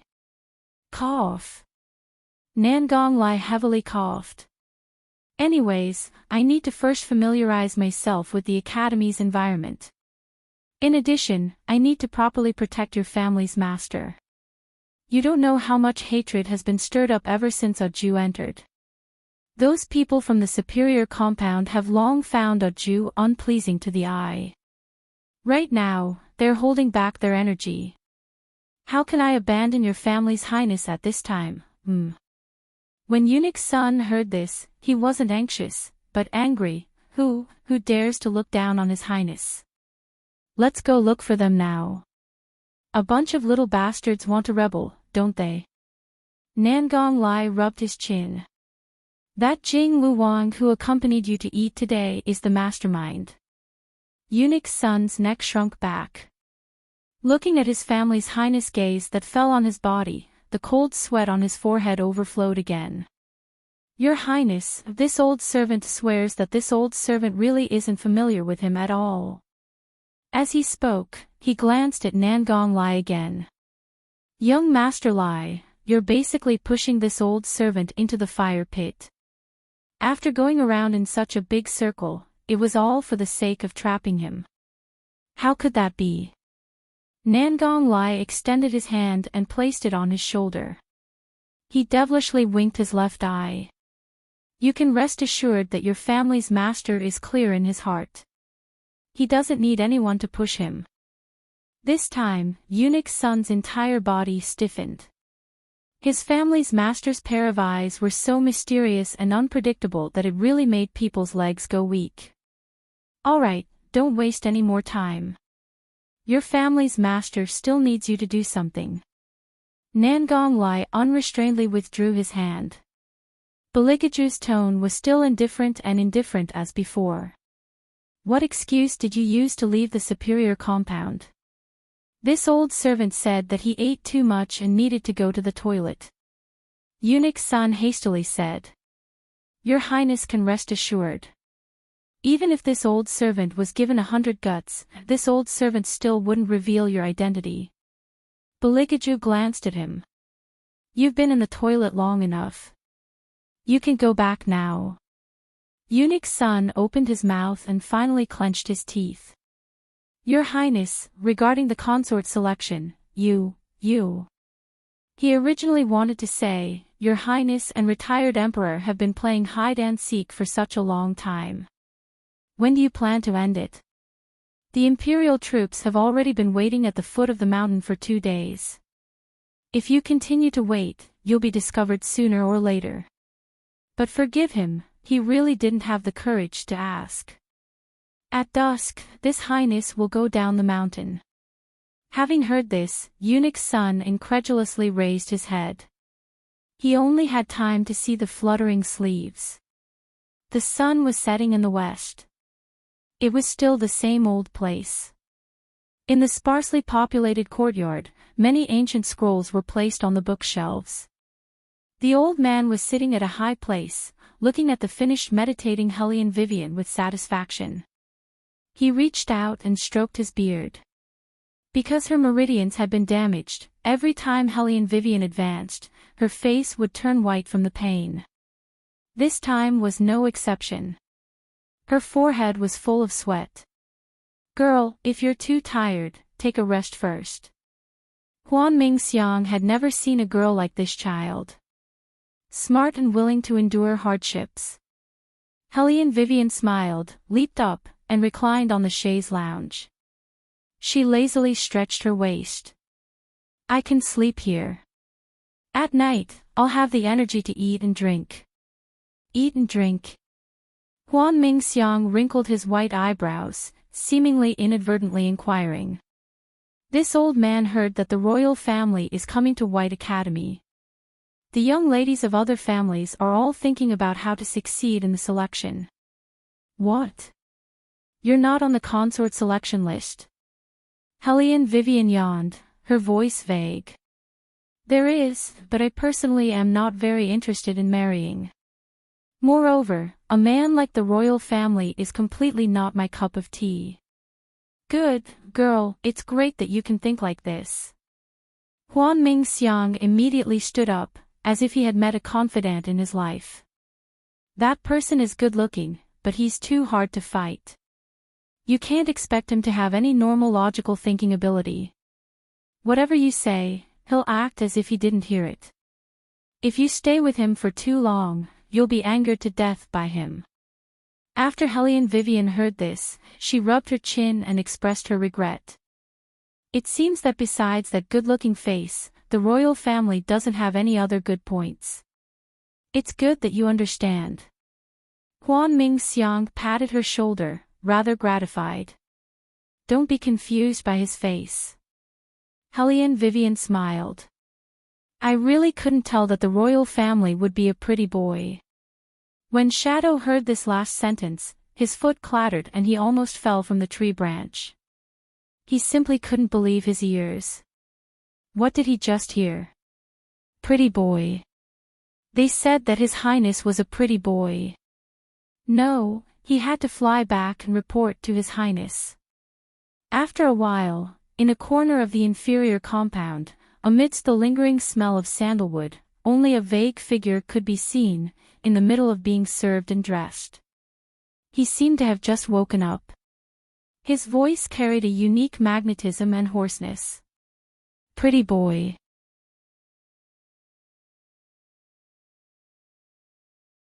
Chapter 56. Your Highness, this isn't what this subordinate said, this subordinate is only reporting. Shadow wiped the cold sweat on his forehead. Bailey Jiaju unhurriedly straightened his sleeves. He was still sitting in an indifferent manner, but he gave people a kind of majesty of a monarch overlooking the world. Those two people are actually birds of a feather. Yes, yes. Shadow answered while lowering his head. He really didn't know what to say. Before, those two people didn't speak at all, but because they mentioned Your Highness, they seemed to have found a common language. Your Highness, what kind of enmity did you have with Master Huan, to make him blacken you like this? Continue to watch. If there are any problems, come and report to me. Baligaju gracefully propped up the side of his face, just like a rare breed of Persian cat. Every movement of his showed his nobility. Shadow lowered his eyes. He first walked a few steps outside, then turned back. He endured and endured, but in the end, he couldn't help but ask, Your Highness, that year when Master Huan wanted to accept you into the battle spirit forces, why did you refuse him? Baligaju yawned again, and said in an indifferent tone, Because I promised him, I had to get up early. Because I promised him, I had to get up early. Because I promised him, I had to get up early. Because I promised him, I had to get up early. Your Highness, because of this reason, you offended 3 generations of elders, Huan Mingxiang. Shadow's face stiffened, and 3 lines slid down his forehead. The other shadows hiding in the dark glanced at each other, their eyes filled with obvious speechlessness. Their Great Highness, sure enough, everything he did was unexpected. Baligaju didn't take this seriously. He closed the ancient book in his hand and stood up from the wooden chair. Time's up, leave the hospital.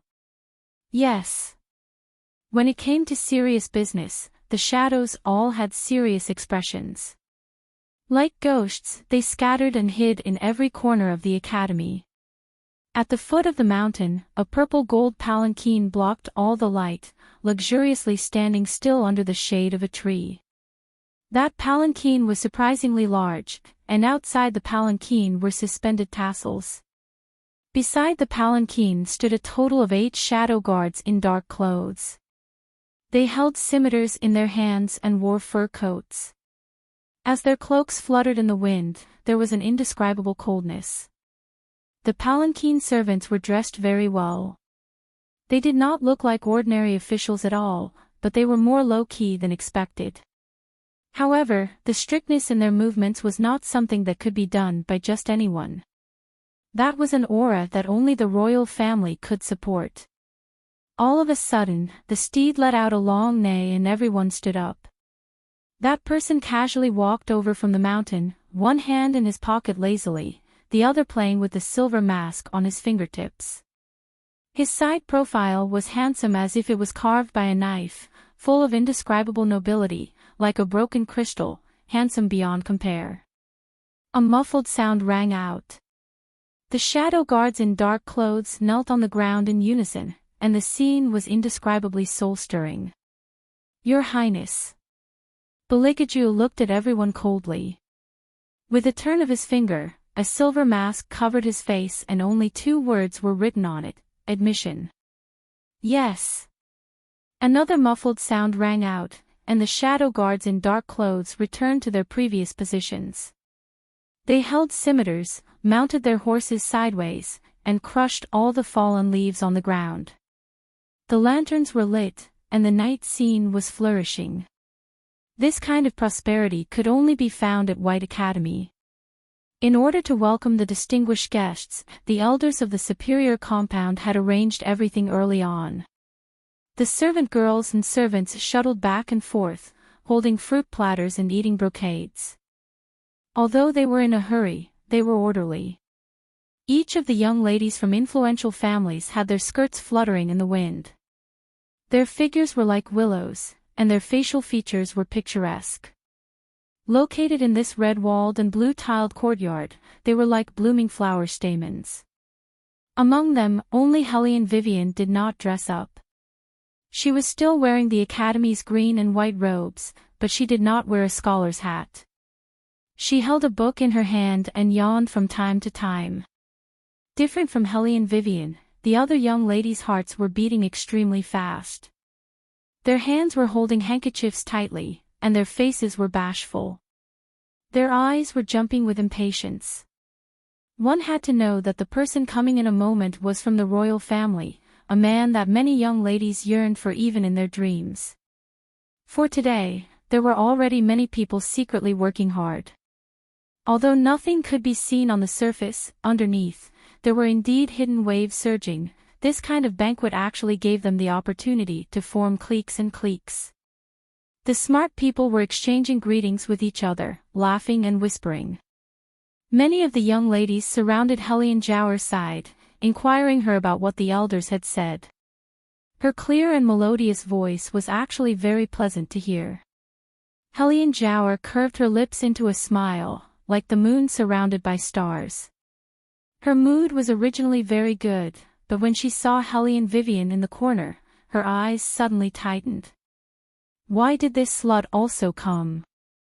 People from the inferior compound simply did not have the qualifications to participate in the consort selection. What's more, she had already made arrangements with her grandfather. Right now, on Eunuch's son's register, Helene Vivian should have long been removed. Why did she appear here? Helene Jower clenched the handkerchief in her hand. Her delicate little face was suffused with a cold intent. When everyone saw that she had stopped, they naturally also looked in the direction she was looking at. Isn't this the eldest Miss Helene who was chasing after the heir 2 days ago? Truly, seeing once is better than hearing 100 times. She's involved in everything. The girl who spoke was also a student from the superior compound, the Minister of Revenue's Fong Ting Ting. She was bosom friends with Helene Jower. She looked gentle and beautiful, but her words were full of harshness. Relying on her family's power, she had previously bullied Helene Vivian. In any case, she was only an orphan, and there was no one who would stand up for her. Fong Ting Ting saw this point and laughed mockingly. Some people really should have a bit of self-awareness. They don't know what kind of occasion they should come to and what kind of occasion they shouldn't come to. Their hearts also don't know how to weigh the pros and cons. Hellion Jower pulled on her sleeve, white teeth biting her lip, with a face of embarrassment. Sister Fong, don't say any more. Second sister, don't stop Sister Fong.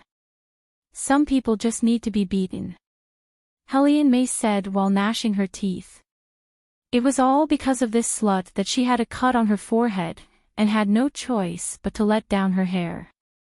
She couldn't even comb her hair. Originally, today was a good opportunity to stand out, because not only would the third prince appear, even those noble young masters would also appear. She had admired the legendary young master Lai for a long time, so much so that she hurriedly ordered a set of lake blue brocade long dress, just so that she could dress up beautifully. But all of this was ruined by Hellion Vivian, this little slut. Fong Ting Ting patted her hand and glanced at Hellion Vivian with disgust, as if she was some kind of evil trash. All right, if you don't want to say it, then don't say it. In any case, I, as your older sister, also disdain to lower myself to the same level as a pair of broken shoes that have been rejected. Hearing Ting Ting say this, I actually feel that it's strange. A girl who has had her marriage annulled doesn't have the qualifications to choose a consort, right? The other young ladies from aristocratic families also followed suit. She has curried favor with Grandmaster Jizun. Wouldn't everything be settled if Grandmaster Jizun put in a few good words for her? That's true. Hee, but this kind of girl, I reckon that the third prince won't even give her a glance. Wave after wave of ridicule. Hellion Jower stood among them, lightly hiding her smile, her beautiful eyes looking at Hellion Vivian, waiting to see her make a fool of herself.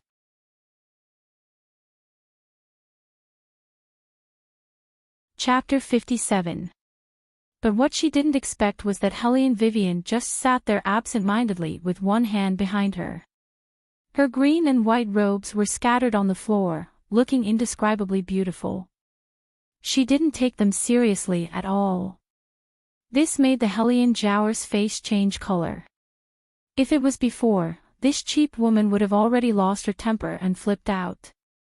That way, everyone would know that she was a spoiled brat. But now, she actually ignored them like this.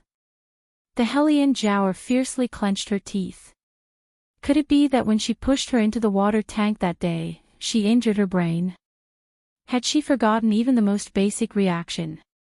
This cheap woman clearly went crazy when she heard words like, His Highness doesn't want her. Why was she so quiet today? Murong Chang Fong was sitting at the other end of the long table. After noticing the commotion, he didn't want to easily look at Hellion Vivian's reaction. When his eyes fell on Hellion Vivian's face, his heart twitched without warning. She actually had this kind of expression. She was like a spoiled cat, but it made people's hearts itch with coldness. Her eyes would slightly narrow because of her smile, her thin lips would flicker under the candlelight, making men want to rush over and kiss them. She was no longer that annoying sticky cream from before. Her body revealed a kind of unfathomable temperament. These past few days, he hadn't seen her and also didn't think about her. Even if he did think about her, it was just to pester him. He briefly thought about all kinds of things when he met her. It was nothing more than her being noisy, pestering him and shamelessly pestering him. He was the dignified Princess Murong's heir. How could he marry an orphan who had lost her power? There were countless powerful ministers in the court, but she was the one who stuck to him. She was undoubtedly the only stain on his body. No matter how he thought about it, he couldn't accept it. That was why he made that kind of decision. But he didn't think that because of a divorce letter, she would stop all of her previous actions. Even the way she spoke and looked at him was different from before. The current her actually made him feel unfamiliar. Unfamiliar to the point that he was a little at a loss. Fong Ting Ting naturally noticed Murong Chang Fang's gaze. She clenched the handkerchief in her hand, her heart filled with jealousy. The person that His Highness normally hated the most was that love-struck fool. How could he look at her with that kind of expression today, as if he was going to like her? She was obviously an ugly and lowly waste. If he didn't rely on the Hellion family's hundreds of years, how could that kind of lowly woman enter His Highness's eyes? Sisters, it's better for us to keep our mouths shut, lest someone becomes unhappy and runs to Grandmaster Ji Zun crying and complaining. Fong Ting Ting's words. To remind Murong Chang's what kind of woman Hellion Vivian. Sure enough, Murong Chang Fong wrinkled his thick eyebrows, his handsome face showing disdain. On the contrary, Hellion Mei was very righteous and awe-inspiring. If you want to complain, then complain. Who would be afraid of her? In this world, there must always be justice. Third sister. Hellion Jiaoer tugged at Hellion Mei's sleeve again. Her pair of eyes were misty. Her long eyelashes drooped down, appearing very kind and moving. In fact, her heart was already blooming with happiness. Fong Ting Ting chuckled, Jiao, don't let these flies affect your mood. In a moment, the third prince will be here. You're the only one who has ever come in contact with him in the palace. We'll be waiting for your good news. Sister Fong. Hellion Jiaoer bashfully stamped her foot. When she turned her head, she looked at Hellion Vivian with obvious pride. Hellion Vivian didn't even look at her. She continued to yawn lazily. She already knew that although it was a consort selection, but in everyone's heart, the answer was already certain. Beligaju would definitely choose Hellion Jiaoer. Therefore, this banquet was just a formality. Fong Zhang was just as the elders had predicted. A man born in the imperial family, what he valued the most was the country. Hellion Jiaoer wasn't just talented and beautiful. The power behind her also couldn't be ignored. From this point of view, the third prince was bound to choose such a woman. Even if that wasn't the case, Hellion Vivian didn't have much interest in the consort selection. She only came today to go through the motions. In any case, it had nothing to do with her. As long as she appeared at the banquet like this, she would be worthy of the position that her master fought for her in her hometown. Seeing that it was almost time, the masters had already sat down in their respective seats. The steaming hot pastries were also placed very delicately. The legendary third prince, who was supposed to be selecting a concubine, did not even show up. It really was like the saying, tall, rich, and handsome, had always been arrogant. Just as she was thinking this, she heard a loud voice from outside. The royal family has arrived. The entire courtyard instantly quieted down. Everyone's eyes were fixed on the door. Hellion Vivian also slowly turned her head. When that tall and straight figure appeared at the door, the faint moonlight scattered on the side of his face. He was like a god from ancient times, elegant, cold, and aloof.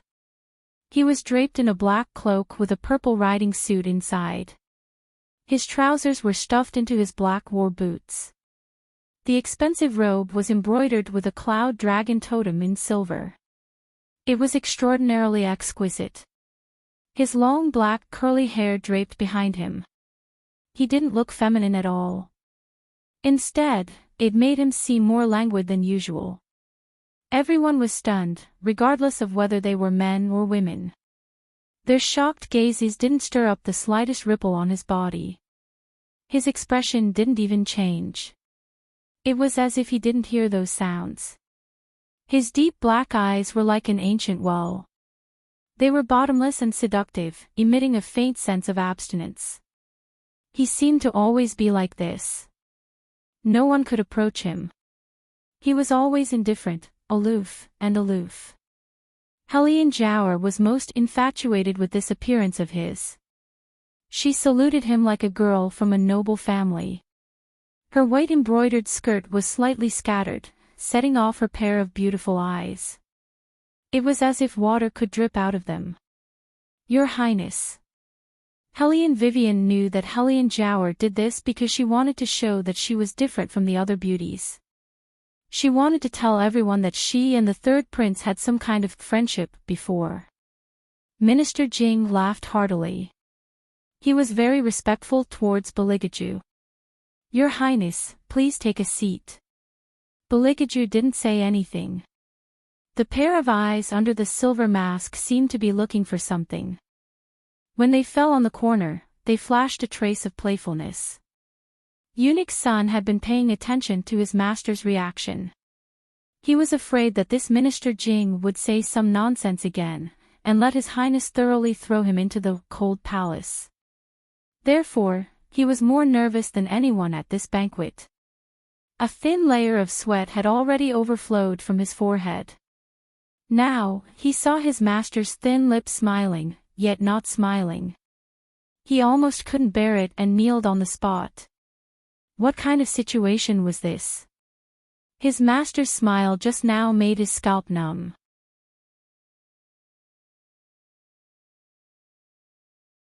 Chapter 58.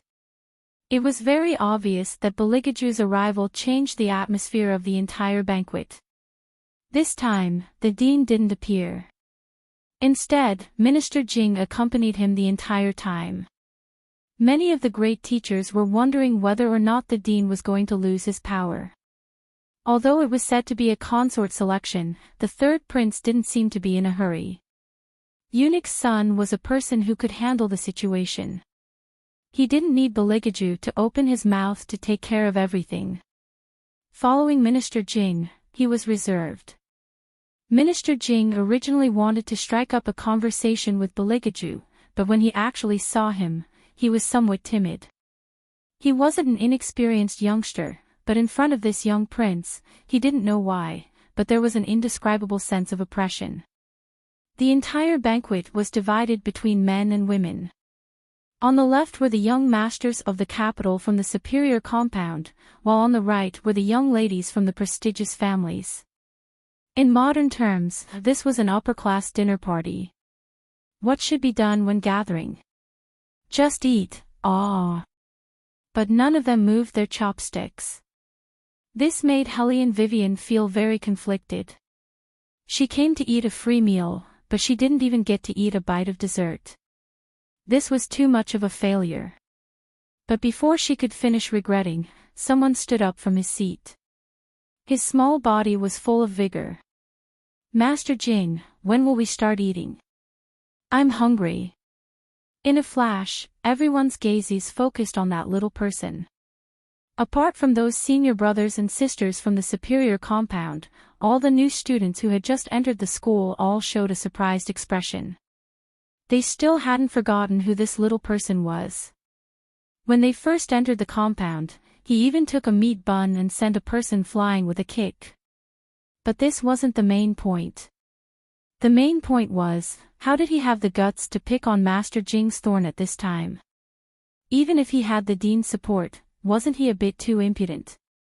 Eunuch's son originally wanted to ask where this little brat came from. He didn't know how to look at the situation, but when he calmed down and looked, his hand trembled and he almost dropped the thing. Wasn't that the little highness? How could he be here? Mom, what's up with that bald head? Where's the little highness' silk-like black hair? Where did they go? Where did they all go? The little one did not care about how others were looking at him. His lotus root-like calves were exposed outside of his white training clothes. His cheeks puffed up as he asked again in all seriousness, "When exactly is the meal? If it's late, I'll go to the kitchen and eat before coming back." Eunuch's son was speechless. Sob, sob, sob. After coming to White Academy, their family's little highness had been starved to such a state. No, when he returned to the palace this time, he must bring his little highness back. Jing Wuwang saw that Eunuch's son was frowning as he looked at the little one. He thought that Eunuch's son was disgusted by the little one's rudeness. He had long found this little baldy brought by Tusu Feng unpleasing to the eye. He might as well take advantage of this opportunity to teach him a lesson. Jing Wuwang squints his old eyes, his face showing displeasure. "Kong Chin, sit down. Hearing this, the little one's chubby face wrinkled into a ball. However, he didn't follow Minister Jing's words. Instead, he stood there and showed what he wanted to eat. Being refuted like this, Jing Wuwang's old face was about to lose. He was so angry that he almost stood up. When the Hellion Jiaoer and Feng Mei saw this, they looked at each other one after another and lightly laughed. "This little senior brother, you should sit down first.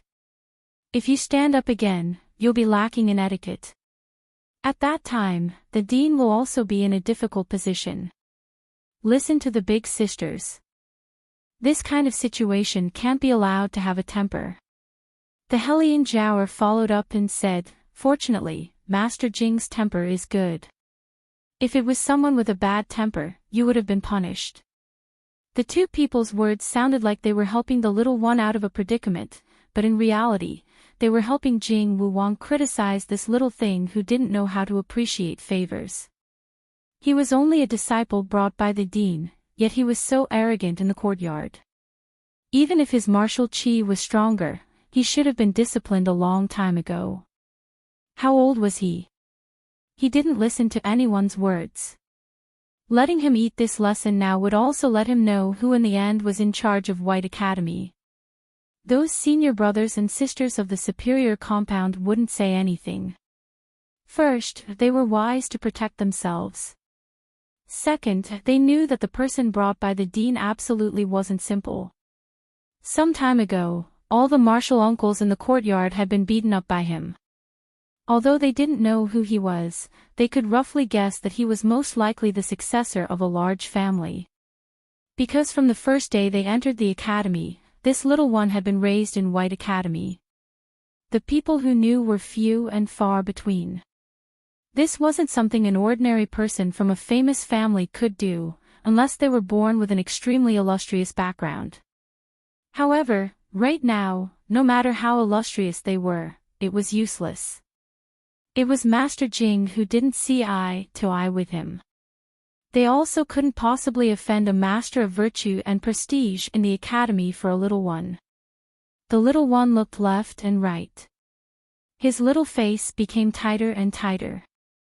His stomach was hungry, so his patience was extremely poor. Even his ears followed and drooped down, a sign that he was about to explode. Eunuch's son saw this and felt distressed. He didn't know what to say, so he could only desperately give his master a meaningful glance. Beligajo lowered his eyes and played with the ring on his finger. He didn't look anxious at all. When Eunuch's son saw this, he knew it was over. It wasn't that the little highness was done for, but rather that the Fong family was done for. Without waiting for Eunuch's son to think about this, a cool voice sounded from the ground, without any emotion. His stomach is hungry, so of course he has to eat. What's more, a child can't withstand hunger. He just wants to eat something. You guys are talking about this and that. Do you think that because the dean isn't here, you can bully little senior brother? It was Hellion Wei Wei. She was standing behind the little one. Her left hand rested lazily on the little one's shoulder, sharp as a blade. She swept her gaze over everyone, and finally her eyes fell on Minister Jing. "Master Jing, you can't really be thinking like this, huh?" Minister Jing's face turned white from that kind of gaze. Hellion Jiaoer followed up. "Elder sister, how can you accuse Master Jing like this? I don't think Master Jing meant it that way. Didn't mean it that way." Hellion Wei Wei laughed and raised her eyebrows. "Then I would like to ask my younger sister. Since you didn't want to take advantage of the fact that the principal wasn't here to bully little senior, then what were you guys doing just now?" She thought that she was ruthless and lazy, and would do all kinds of evil. If someone hit her once, she would return it 10 times over. Her purpose for coming to this banquet was very clear. She was just here to make up the numbers and not participate in any intrigue. However, she really couldn't bear to see a group of people ridiculing a little bun, a child. They really could do it. Hellion Jiaoer was stifled by her words. She didn't know how to refute, so she simply didn't say anything. This could be considered an unexpected gain. Just now, she wanted to provoke this little slut, but she didn't fall for it. Now, she actually stood up for a little thing. This was something she didn't expect. However, what the royal hated the most was people who didn't know how to look at the situation. She wanted to see what kind of end this little slut would end up in. Helene Jower lowered her head, and a trace of viciousness flashed through her eyes. Even if he made progress, so what? He still didn't know what to say at what time. That debauchery couldn't be removed. This was destined to be that little slut's Achilles heel. Minister Jing seemed to have grasped this point, and he adopted the attitude of an old man. Helene Vivian is talking nonsense. This old man only told him to sit down, so as to avoid offending the royal. When Bailey Jiaju heard these words, he finally raised his eyes and very slowly glanced at Jing Wu Wang.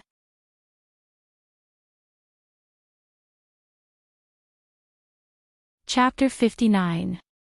That gaze was extremely cold. Minister Jing was still in a daze and didn't notice the deep meaning in Beligaju's eyes. Helene Jower was looking at Beligaju's side profile. Her red lips were smiling with a thick sense of schadenfreude. The royal was getting impatient. Sure enough, Beligaju's thick eyebrows furrowed, faintly and without a trace. Helene Vivian's expression didn't change as she stood there. She had an expression that said, "If you like it, then watch it. If you don't, then punish me." She knew that these people were all waiting to see a good show. They wanted to see how she would be taught a lesson by the third prince. She didn't care. She was just that kind of person. When it was time to make a move, she would make a move. She couldn't watch such a tender little bun be bullied. She had just pinched the little bun's face. That soft touch couldn't be any better. However, what she didn't understand was why the third prince was looking at her as if he was looking at a strange auntie. Furthermore, there was a familiar playfulness in his eyes. When she wanted to take a closer look, that aloof man had already retracted his gaze. Half of his silver mask didn't reveal the slightest ripple. His entire body was sitting in a very lazy and luxurious posture. His elbow was propped up on the side as he indifferently said, "Come here." Who was the third prince calling? Before everyone could react, they saw the little one running over and calling out like a tiger, "Brother! Brother!" The crimson red on Helene Jower's face instantly retreated. Everyone's expression froze. Even Helene Vivian raised her eyebrows in surprise. She didn't expect that this little foodie was actually from the royal family. It was really surprising. This little senior brother usually only knew how to fight and eat. He really didn't seem like someone who came from the royal palace.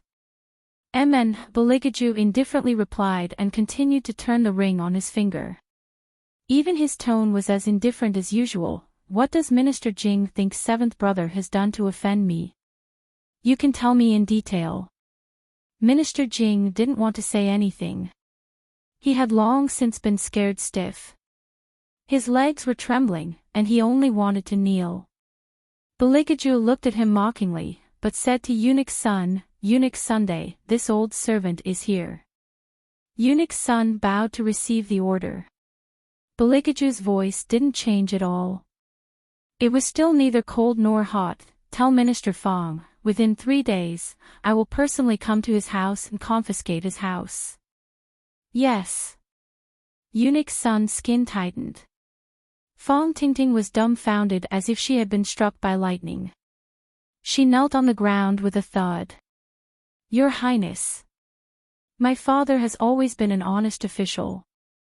You can't do this, you can't do this." Beligaju fed the little one a mouthful of jerky and then turned to look at him with a faint smile. Honest and honest. As soon as Helene Jower heard this, she knew it wasn't good.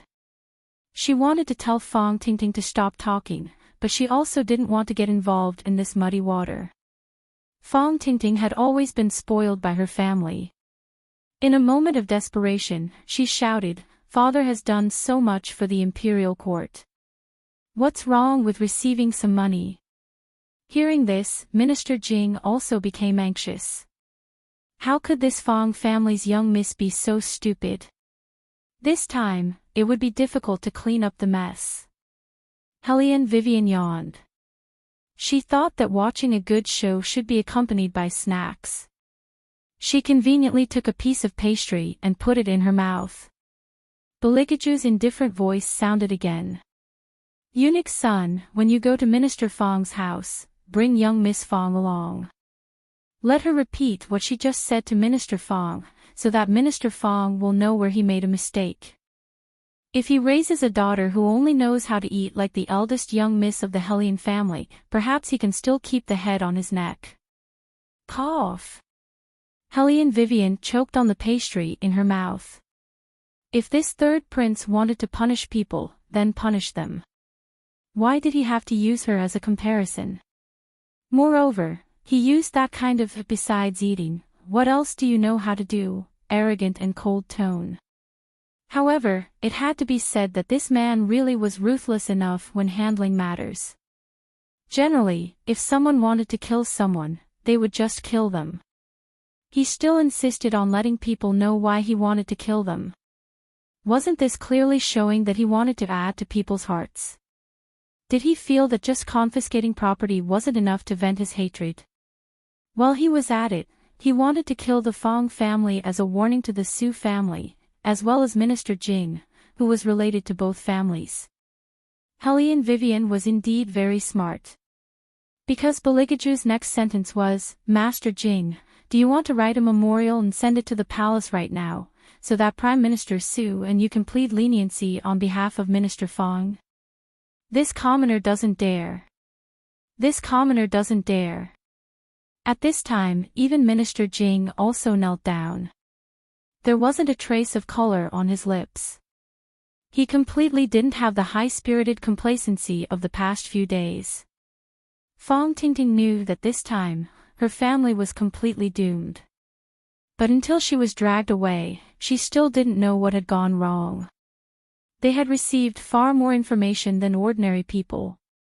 As early as several days ago, they had been waiting for the arrival of the royal family, so that they could seize the opportunity to get in touch with them. How could he have accidentally offended someone like that? And no one had ever told them that the seventh prince was also at White Academy. No matter how Fong Tingting thought about it, she couldn't figure it out. Because now, besides regret, all that was left was fear of Beligaju. Not only her, even Minister Jing didn't dare to say another word. He clearly knew that the third prince didn't do anything to him because this was White Academy. Anyone who came to White Academy had to abide by White Academy's rules. They couldn't disobey their teachers and couldn't exercise imperial power. This was the rules set by the retired emperor. From beginning to end, no one dared to violate it. Therefore, Beligaju didn't want to throw Fong Tingting into the dungeon. Instead, he let people escort her to the Fong residence in the name of asking for leave.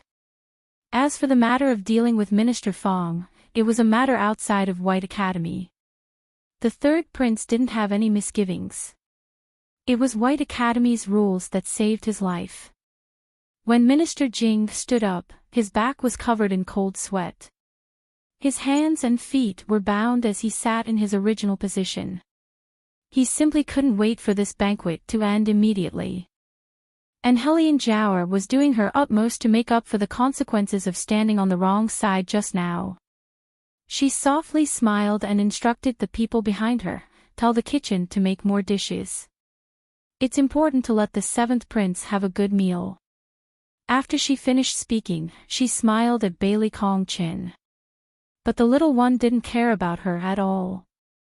With a fierce little face, he said, "Brother, there's no need to trouble the kitchen's martial uncle. I'll just eat the meat buns." Hellion Jiaoer's raised hand stiffened. Her smiling face almost couldn't hold it anymore. Hellion May immediately helped her out. Second sister, the seventh prince is really sensible. When I was young, I ate whatever I wanted to eat. I never thought that the kitchen's master would have to work hard. And before, I didn't know little brother's identity. I just thought that this child was really steady and sensible. Just now, he was also extremely hungry, so he actually did such a cute thing. Hellion Jiao also deserved to be called shameless for a long time. Before, she was still ridiculing the little one, but now the topic changed. Her praise was watertight. Hellion Vivian was really bored listening to this kind of flattery. After eating her fill, she simply lay down on the desk nearby.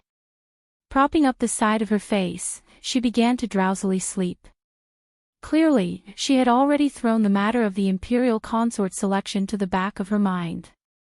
The little one sitting beside Beligaju looked at her for a while. Then he turned his head and said, "Brother, look at that woman. She's asleep again. It seems like she doesn't want to become the imperial consort at all." And Beligaju's tone was indifferent as he opened his eyes. It was impossible to tell whether he was happy or angry. Only, that pair of long and narrow eyes under the silver mask seemed to have lost all warmth, cold and somewhat empty.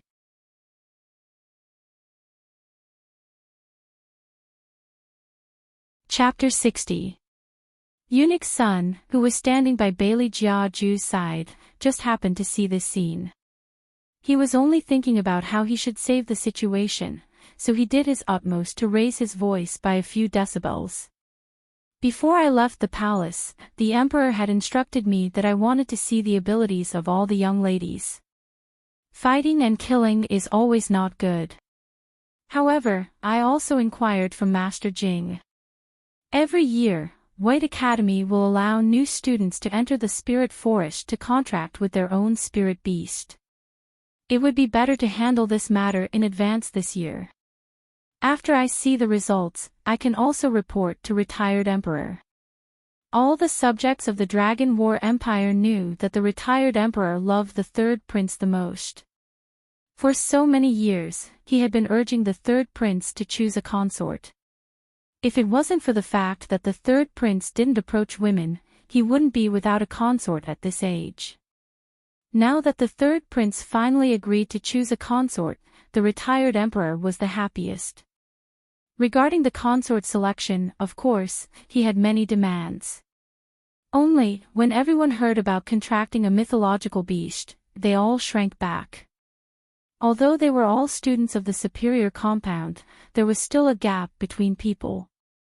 Some people simply couldn't contract a mythological beast unless their divine sense reached a certain level. It seems that the retired emperor already knew that the White Academy produced a genius, Jiao Heir, so he deliberately created such a difficult problem. He simply recognized Sister Jiao Heir. The Hellion Jiao intimately pinched the face of the person who spoke. "You only know how to make fun of me. How am I making fun of you? You see, ever since the royal came in, he simply didn't look at anyone else. He kept looking at us. If he wasn't looking at you, could it be that he was looking at that dark and swarthy waist?" That person mockingly glanced at Hellion Vivian, who was lying on the wooden table. "You only know how to sleep all day. Look at the things on her table, almost all of them were eaten by her. She really hasn't seen the world, Sister Jiao Heir. Sister May, how can you bear to live with such a person in the Defense Division residence?" The Hellion Jiao disappointedly sighed and pretended to be upset. "Don't say any more. Because Big Sister's aptitude is too poor, it's hard to avoid feeling inferior. That's why she's like this. Big Sister Jiao Heir, you're just too kind and beautiful. No wonder the royal family doesn't look at anyone but you." Hellion Jiao Heir's face reddened slightly as she listened and said, "Nonsense." However, her heart was full of pride. She shyly looked at the high and mighty man. When she met his eyes, her cheeks burned even hotter. However, Beligaju never left the woman sleeping on the floor. The coldness in his eyes became more and more demonic as time passed. If he kept a pet, he would have to constantly give her a warning. If he made her feel too comfortable, she would look down on him. A good hunter certainly knows how to deal with this kind of disobedient pet. As long as her thorns are pulled out one by one, she can be at peace. With a meat bun in his mouth, Little Bald Head looked at Hellion Wei Wei, who was sleeping soundly, then looked at the seemingly smiling yet not smiling Bailey Jia Ju, who always gave people a kind of holy and pure existence like a god. His round tiger eyes paused, then turned toward Hellion Wei Wei's direction to take another look. Then, he tilted his small head and evaluated with a cold little face. Not bad. What's not bad? Eunuch's son, who was doing his best to hold the meat bun for his little highness, twitched his mouth. Please don't be what I think. That Hellion Vivian, I've seen her go to the commerce courtyard. Little Bald Head took a big bite of the meat bun and didn't raise his head. She can make money and can support third brother. Moreover, third brother has already been taken care of by her. What taken care of? Eunuch's son desperately swallowed his saliva. Little Highness, although your master's younger brother, you can't talk like that. You have to know that when master is angry, he won't recognize his emotions. I just don't know if she can cook. While Little Bald Head was at a loss, his small brows wrinkled. He seriously looked at Beligaju. Third brother, I still think you should consider it. It's better to find someone who can cook. What's better? Eunuch's son chuckled twice. This was choosing a consort, not a chef. No, this wasn't the main point. The main point was, why didn't his master have any reaction at all? Eunuch's son looked at Bailey Jia Ju again. He only managed to catch a glimpse of the curve at the corner of his mouth. It was as if he had seen an interesting toy. His handsome charm was enough to make any girl fall for him. He still remembered that the last time His Highness showed this expression, he was only 7 years old. In Mountain Phoenix, he caught a fire qilin with his bare hands. He even trained that fire qilin into a divine beast that only ate vegetables. A fire qilin. A divine beast that didn't like meat.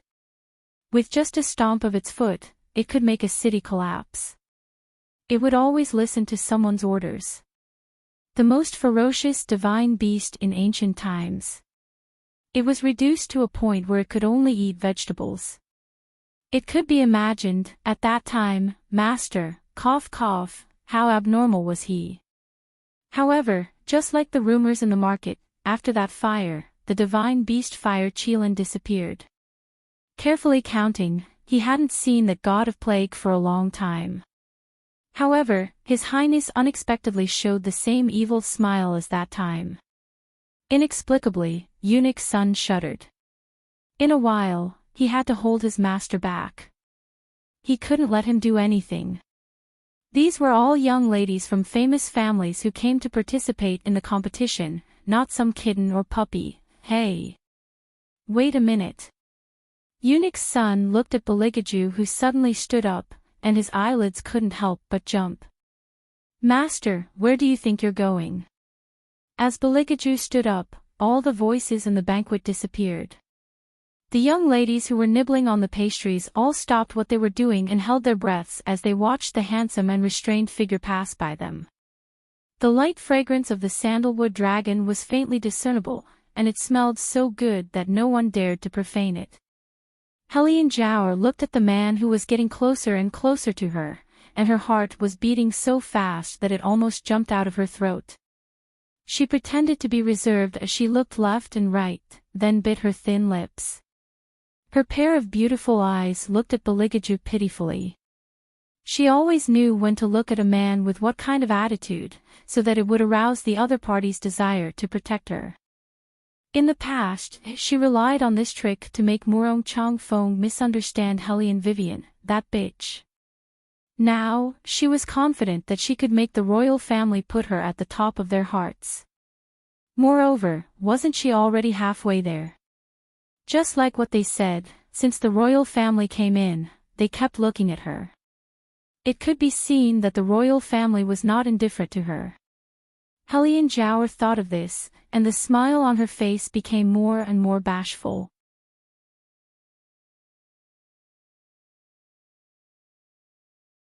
Chapter 61. When Helian Vivian opened her eyes, this was the scene she saw. Lazily stretching his waist, he was as cunning and elegant as a fox. She thought that this was the fastest consort selection ceremony she had ever seen. When she was reading novels, didn't she have to filter through them layer by layer? What happened to the musical instrument, chess, calligraphy, and painting performances? Why did the third prince decide on the Helian Jower after she slept? It seemed that the legendary #1 young master in the world didn't have good taste. She yawned as if it had nothing to do with her. Just as she was about to pack up and leave, she saw that everyone around her had their eyes wide open, as if they had seen a ghost. And the Helian Jower had a pale face, looking at her with resentful and vicious eyes, as if she couldn't wait to strangle her to death. Wait a minute, why did a hand appear in front of her eyes? And that hand was very good-looking, slender, and very strong, even the nails were very clean. She thought that when such a hand held a gun and killed people, it would be very beautiful. On your face. A cold male voice sounded beside her ear, so cold that she came back to her senses. Helian Vivian followed the direction of his finger and wiped her face, then looked at the pastry crumbs on her finger. Wipe it. The man's eyes hidden under the silver mask didn't show any joy or anger, he just casually threw her a pure white handkerchief. Helian Vivian was stunned. She thought that only women would use handkerchiefs, she didn't expect that the royal would also use one. A man who used a handkerchief. Was there a problem with his sexual orientation? It seemed that she was right before. The third prince really liked men. But she really didn't expect that the third prince would be the one at the bottom. Once she was done with this, she would definitely share the secret with her little brother. But since there was a handkerchief, it would be a waste not to use it. Helian Vivian casually wiped the corner of her mouth. For a moment, even her breath carried the faint scent of the man's body, enough to see how delicate this person's life was. After Helian Vivian finished, she handed the handkerchief back. Thank you for the royal's handkerchief. Beligaju looked at the yellow handkerchief that was covered with dregs and slightly wrinkled his thick eyebrows. Helian Vivian continued to pass it to him. Miss Wei Wei. Eunuch's son, who was trembling with fear at the side, gritted his teeth. How can you directly hand a dirty handkerchief to His Highness? Helian Vivian reacted. Her shrewd eyes turned and she smiled. Then I'll return it to the royal family after I wash it. Under normal circumstances, this man would definitely refuse. Since he didn't accept the handkerchief just now, it proved that he had a very strong misophobia. A misophobe would definitely not accept things that had been used by others. Quickly refuse, this sister doesn't have time to wash your handkerchief for you. Yes. Beligaju looked at her for a while, and a smile seemed to flash across his eyes as he responded in a low voice. Helian Vivian was dumbfounded. She actually didn't reject him. How could he not follow his own script? For the first time in her life, she had a problem with her reasoning. This man seemed to be more difficult to predict than she thought. Helian Vivian raised her eyebrows. Gradually, it didn't matter. It was just a handkerchief, she didn't have to argue with this man. Anyway, it was convenient to wash it. She simply picked it up and casually stuffed the handkerchief.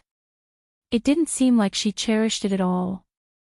Eunuch's son sucked in a breath of air again. He subconsciously looked at Beligaju's face. The man's expression was very indifferent, but his eyes were colder than before. Everyone stared blankly at this scene. Some didn't understand what the royal family meant. After all, no matter who thought, they wouldn't associate these two people together. Helian Wei Wei's figure was indeed good, but that face of hers was so dark that it made people not dare to compliment her. Her entire body was like a black coal ball. The royal family shouldn't want to choose this person. Then what was the meaning of his actions now? No one could understand what Bailey Jiaju was thinking, because he didn't say another word to Wei Wei. Instead, he absent-mindedly strolled around, one hand hanging by the side of his leg, the other hand holding little bald head, and walked towards the direction of Spirit Forest. It was as if the matter of throwing a handkerchief to Helian Vivian was as easy as lifting his hand. Even Eunuch's son, who was following beside him, couldn't make sense of it. Seeing his master walk away, he immediately followed. Helian Zhao Air was undoubtedly the most embarrassed and humiliated one. She originally thought that the person Bailey Jiaju wanted to talk to was her. Even the surrounding people also thought so. She was already prepared to stand up, but in the end, the Helian Zhao's red fingertips tightly clenched the handkerchief. The more she clenched, the tighter she clenched, the tighter the handkerchief changed shape. It was that slut again. Why was it that slut again? Second sister. In order to reduce the Helian Zhao's embarrassment, after Baligaju left, Helian Mei also stood up. Holding onto her arm, she said with disdain, "Who in the capital doesn't know that His Highness likes cleanliness the most?" Someone deliberately made a sloppy appearance in order to attract His Highness's attention. Little sister can only say that this is really a good trick. We can't learn it. Having heard what was said, those young ladies from famous families who also didn't like Wei Wei also followed and stood up one after another. Mei Mimi is right. Everyone knows that His Highness likes cleanliness. In my opinion, His Highness really can't stand it anymore. That's why he took out the handkerchief and told someone to quickly clean herself up, so as not to be an eyesore. I reckon that His Highness also didn't expect that someone would take the initiative to ask to wash His Highness's handkerchief. That's why I said that ugly people are always mischievous. First it was the heir, then it was Grandmaster Zizun, and now it's His Highness. But it's a pity that His Highness doesn't fall for her tricks. This is only the beginning. In the end, it still depends on strength. Hearing the ridicule from all around, the Helian Zhao immediately revealed an aggrieved smile. Holding back her tears, she shook her head towards Helian Mei. "Let's not talk about this anymore. We should properly prepare to enter the spirit forest in a moment." Helian Mei didn't want to let it go so easily. She shouted towards Helian Vivian, "You think that you can curry favor with anyone? Stop dreaming." Helian Vivian didn't pay attention to her. It wasn't because she was magnanimous, but because from the moment Baligaju left, Yuan Ming had been talking to her. Yuan Ming woke up and was in the middle of communicating with her mentally. "You must be careful when you enter the spirit forest. Don't just casually release your own martial qi. Only release your energy when you see a suitable divine beast.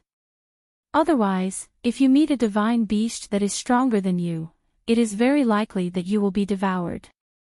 "I know," Helian Vivian said as she stood up. Just as she stood up, she saw that the group of rich girls were looking at her with disgust. Even the aristocratic young masters standing behind them were looking at her with mixed feelings. Helian Vivian was already used to this kind of situation. Right now, she was only thinking about what Yuan Ming had told her. The quality of a mythological beast could very likely affect a martial artist's cultivation. This was because a powerful mythological beast wasn't as simple as a mount. When the real competition came, it could also attack and defend. When necessary, it could even protect its owner's life. Helian Wei Wei didn't think that this was merely an ordinary consort selection, yet it would involve the issue of a spirit beast. Her original plan of rushing to the gathering couldn't be realized, so she might as well take a stroll around Spirit Forest. Who knows, maybe she'd have an unexpected harvest. Hellion Vivian smiled coldly. She didn't even look at those people. She took an osmanthus cake and left the banquet. It was her attitude that was so hateful. It was as if she couldn't be bothered to argue with them. Hellion Jower tightly bit the thin meat in her mouth. She took a deep breath, but she couldn't get rid of the jealousy that surged from the bottom of her heart. It seemed that she had been too kind to that bitch Hellion Vivian. She shouldn't have listened to her grandfather and done nothing. Ah, the spirit forest. Then she wouldn't let her return.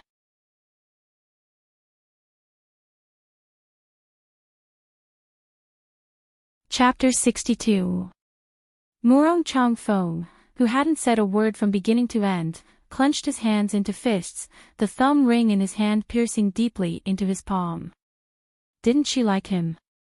Didn't she keep saying that she wouldn't marry anyone but him?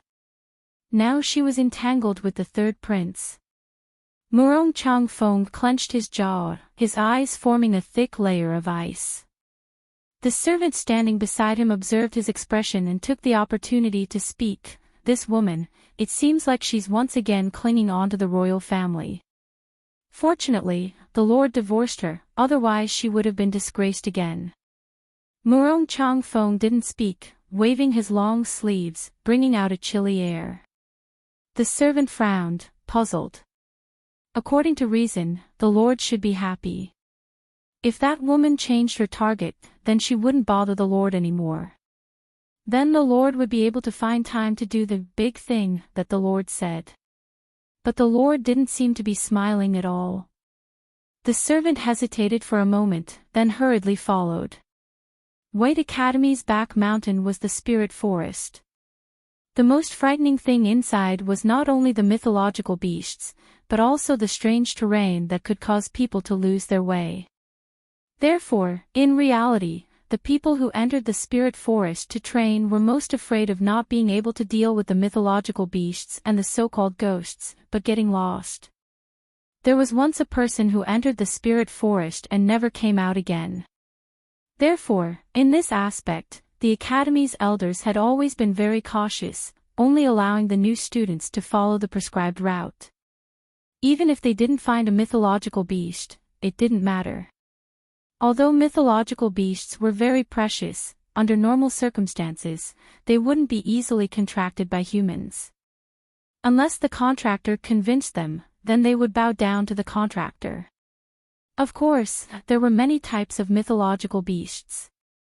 There were good ones, and bad ones. The quality of the mythological beast was directly related to the strength of the contractor's martial chi. The stronger the contractor's martial chi, the stronger the mythological beast that was summoned.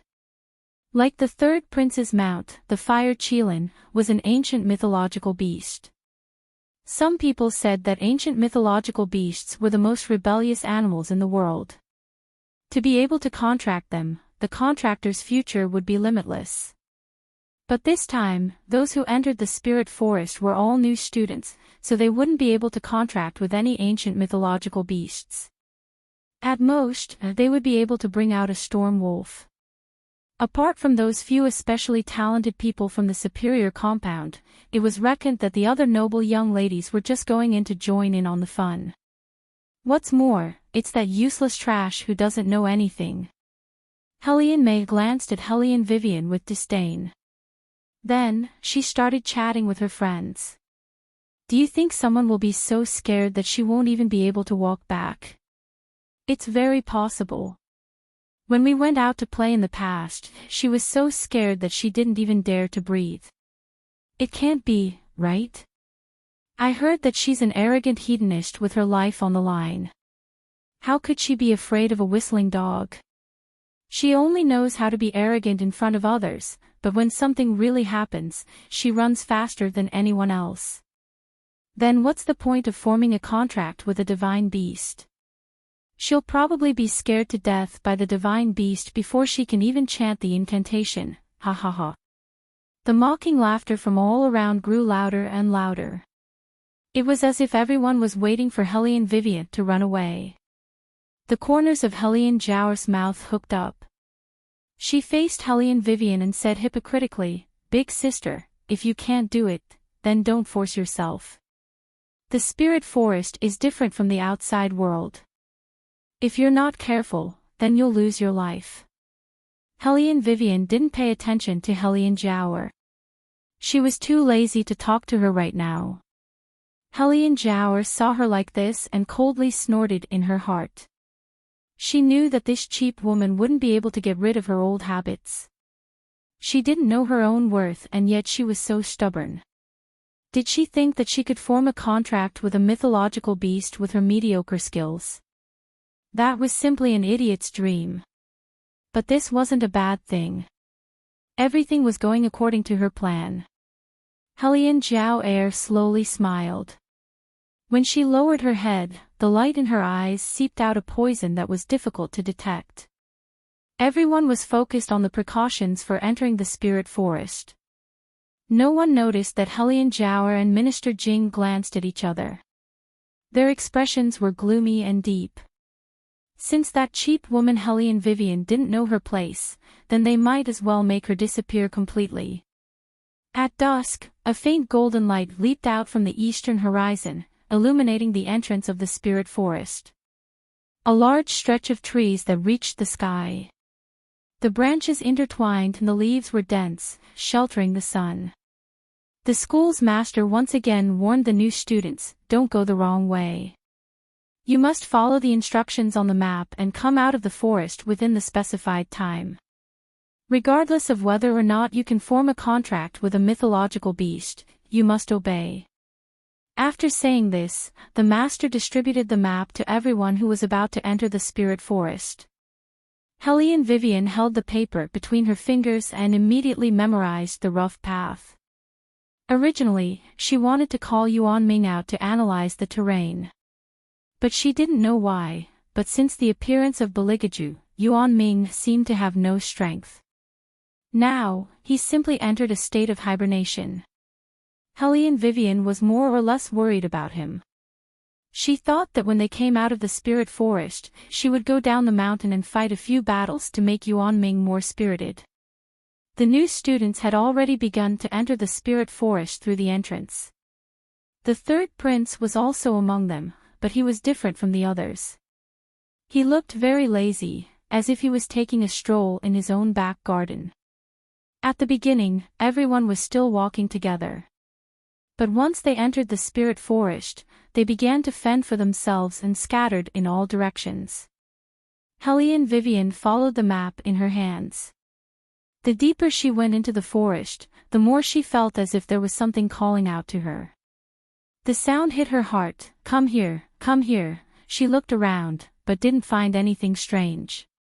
But when she listened carefully, the sound was gone. Strange. Hellion Vivian took another step forward, but found that the path on the ground had disappeared. She didn't have time to retract her leg, and her whole body was sucked into a gust of wind. The master who was standing not far from her suddenly panicked. He quickly walked over. Who was the one who took the wrong path? The most powerful student in Beligaju had already gone far away. At this time, only a few of the less talented new students were standing there. Seeing this shocking scene, they stammered, "Yes, it seems to be the inferior compound's Hellion Vivian." The inferior compound. This old man knows. You guys continue. Pay attention, don't take the wrong path again. These new students from the inferior compound were really stupid. They could even take the wrong map. They didn't understand why the headmaster would accept them. The master casually threw away the paper he had picked up, his face full of indifference. Since it was that trash, there was nothing to worry about. Even if she died, no one would care.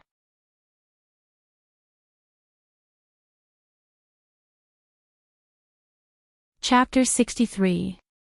Hellion Vivian looked at the place where she was. It was a shade of green grass and shrubs. Every plant seemed to be able to emit a faint green light. Right in front of her was a stream.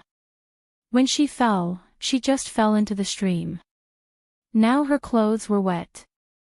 When the cold wind blew, she couldn't help but sneeze a few times. There were some wet trees at the bottom of the cliff, which couldn't make a fire at all. Helene Vivian could only follow the current to the narrower direction of the downstream river. If she slept with such wet clothes tonight, it would be difficult not to catch a cold tomorrow. After walking for nearly an hour, Helene Vivian found a leeward place. She picked up some dead leaves and branches, and carefully looked for 2 pieces of flint. Finally, she set up a bonfire and sat down on the grass. Her current physical fitness was not as good as that of the 21st century. Her aptitude was too weak. After walking for a while, she felt tired. This was too unfavorable for a warrior. It seemed that when she practiced martial chi in the future, she had to strengthen some external exercises. While Helene Wei Wei was thinking, she took off her outer and inner garments and hung them by the fire to dry. Her inner garments were quickly dried as the flames licked and licked. After resting for a while, Helene Wei Wei walked around again. She didn't put out the fire that had been lit. In the forest, fire was more important than guns. Because fire could not only identify coordinates, but also drive away hungry wolves. Helene Vivian was an ace agent. She was better at the jungle than anyone else.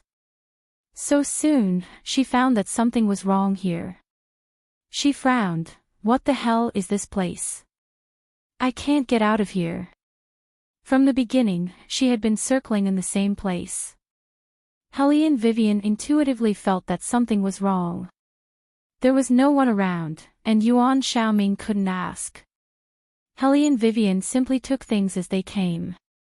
She took a wooden branch, put a fish in the stream, removed the scales, and roasted it on the fire. No matter what, one should never mistreat their own stomachs. Helene Vivian licked her thin lips. When the fish was cooked, she plucked a few strawberries from her space. She crushed them and smeared the juice on the back of the fish. As the oil dripped down, it was accompanied by a sizzling sound. After a while, a fragrant aroma wafted out. Helene Vivian smells the smell and plans to enter the space to see if there are any seasonings that can be used. When she comes out, the 3 fish become 2. What the hell? Where did the 3rd fish go? Don't tell her that the fish grew wings and flew away. If that happened, she would flip the table. Helene Wei Wei's brows were furrowed when a rustling sound entered her ears. She looked sideways and saw a white wild cat staring at her by the fire. It raised its ears and looked at her alertly. There was a freshly roasted fish hanging on its paw. One person and one cat coldly looked at each other. Wei Wei was still fine, sitting in her original place. She didn't feel anything. However, a little wild cat with one paw raised was using its remaining 3 paws to stand on the ground. It was clearly somewhat unsteady on its feet. Finally, it staggered and sprawled on the ground, somewhat discouraged as it let out an "oh-woo" sound. Helene Wei Wei couldn't hold it in any longer and burst out laughing. After all, it was not every day to see a wild cat fall down because of stealing.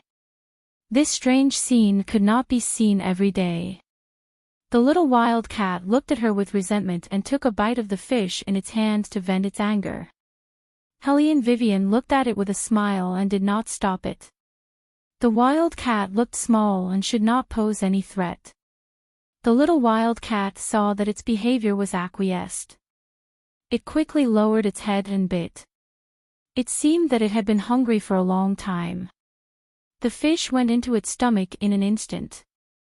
Just when Wei Wei thought that it had eaten its fill and was about to leave, the wild cat's pointed little face unexpectedly scrunched up into a ball. It lifted its front paw, covered its throat, and made a few sounds similar to coughing. When Helene Wei Wei finally understood what happened, she started to hold her belly and laugh out loud in a very ungraceful manner. A stray cat stole a fish to eat and got a fishbone stuck in its throat. This kind of scene is probably hard to come by even once in 100 years. The little wild cat stared at the woman in front of it fiercely. Obviously, it was dissatisfied with her gloating behavior. Helene Vivian looked at its sad face and waved at it with a smile. "Come here." The little wild cat seemed to understand human nature. It really walked to Helene Vivian with its neck straightened. "Open your mouth." Helene Vivian pinched its mouth with her hand and took out a silver knife from her sleeve. With the help of the fire, she carefully cut out the fish bone stuck in its throat. Helene Vivian took the fish bone and shook it in front of its eyes. There was still bright red blood on it.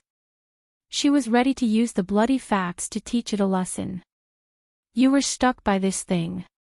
Next time, remember not to." Before she finished her words, Helene Vivian saw that the wild cat in front of her stared at the bloody fish bone in her hand. Its snow-white head shook a few times. Then, it tilted its head and fainted on the ground. Helene Vivian was a little confused for a moment. Was this the legendary phobia of blood? Damn it! Please look like a wild cat.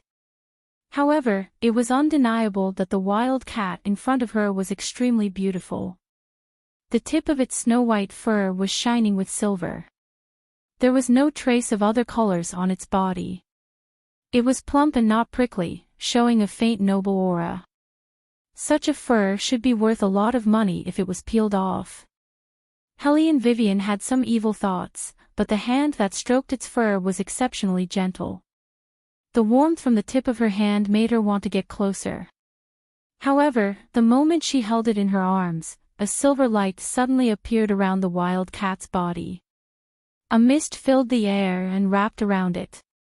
After the mist dispersed, Helene Vivian's mind went blank for a moment. No one had ever reminded her that the animals here could turn into humans at will. Helene Vivian's arms stiffened as she looked at the man in front of her. His thick eyelashes that were like crow's wings trembled slightly as he breathed. It was not difficult to imagine how his eyes would look when he opened them. However, Mainan finally opened his eyes. But first, he looked at Helene Vivian's posture. Then, he looked all the way down his body. When he saw that he was naked, he immediately stood up with lightning speed. His hands covered up and down, but he didn't know where to cover. Helene Wei looked at him calmly. She looked at him with some evil amusement as he was flustered. She had dealt with too many naked bodies in her previous life. She had no feelings for the human body. However, the body in front of her was really perfect. It had a slender waist and narrow buttocks. The only flaw was that it was a man. Mainan was anxious. When he turned around, he finally noticed Helene Vivian's clothes hanging by the campfire. He hurriedly picked them up and tried to put them on. He didn't forget to whisper in a dangerous tone, "Close your eyes for me."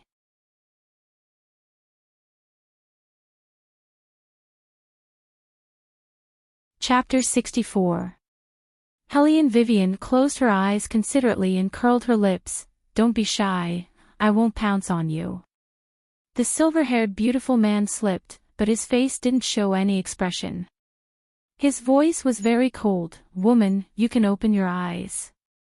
Helene Vivian turned her head with a smile and saw that the beautiful man had already put on his clothes. His long sleeves were floating in the air, with a bit of immortal charm.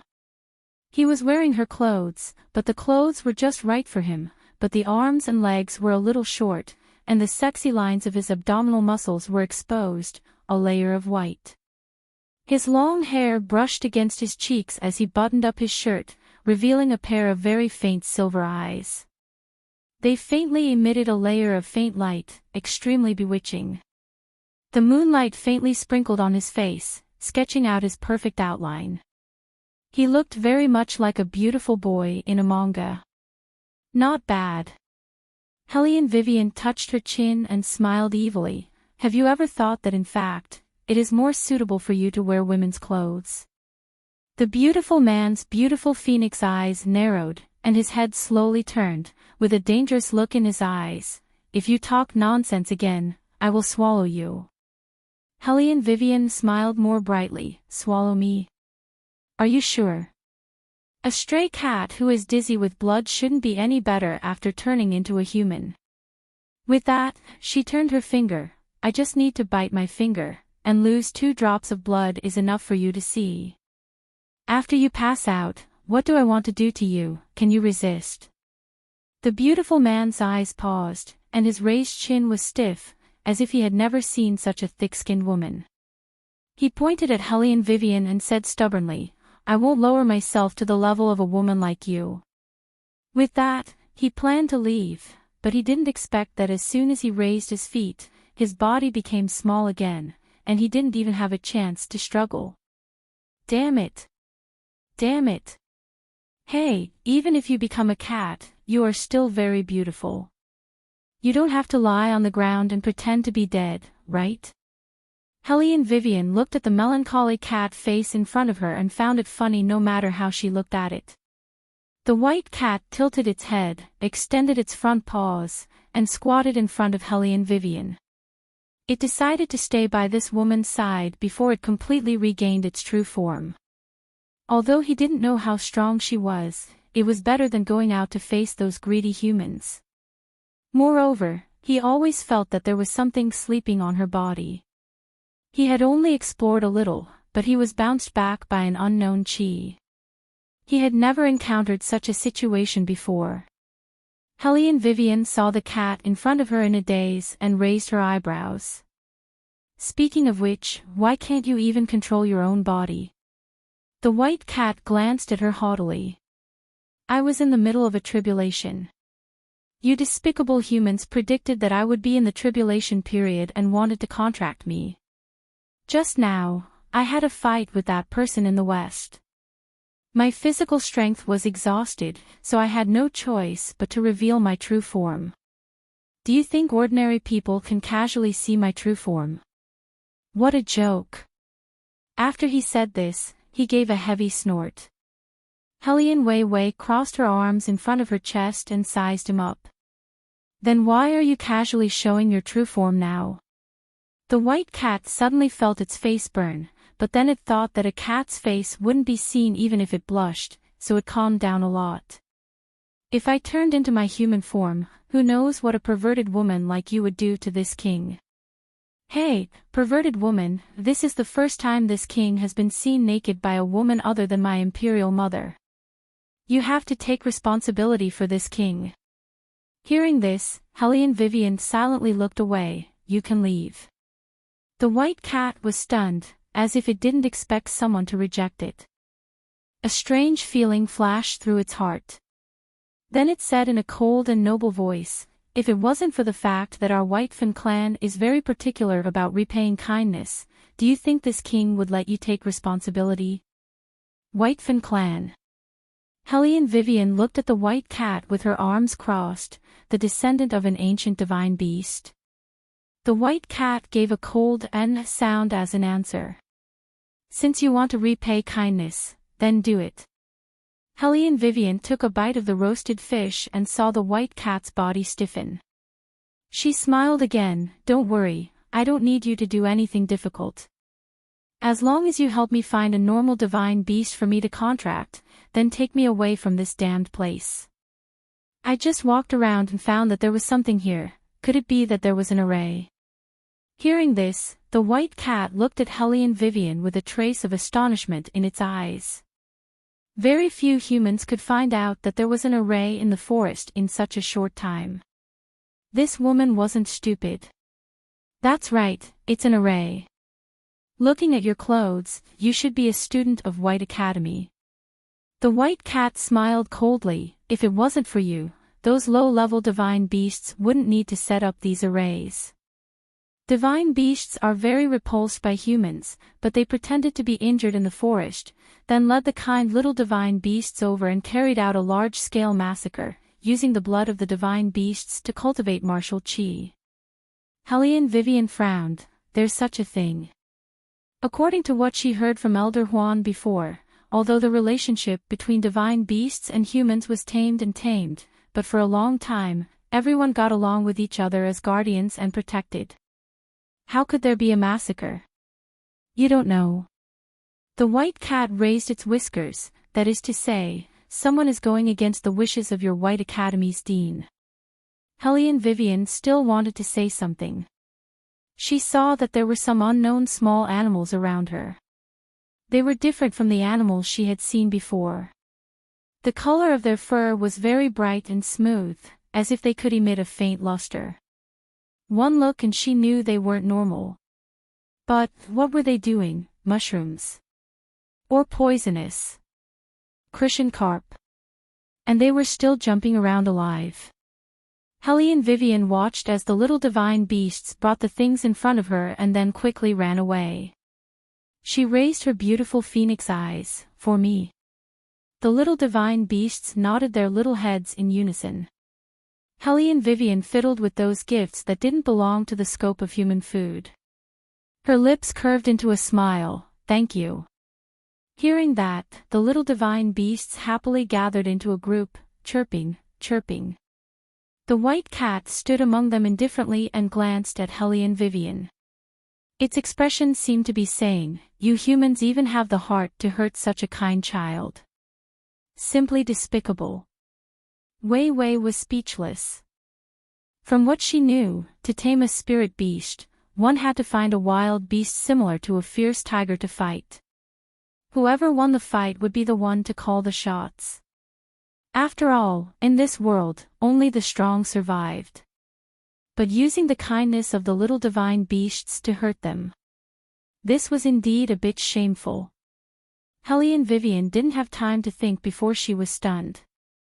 Because not far away, a huge black magical beast was standing in front of her. Its red eyes were drooling as it stared at her. Obviously, it was treating her as its dessert after dinner.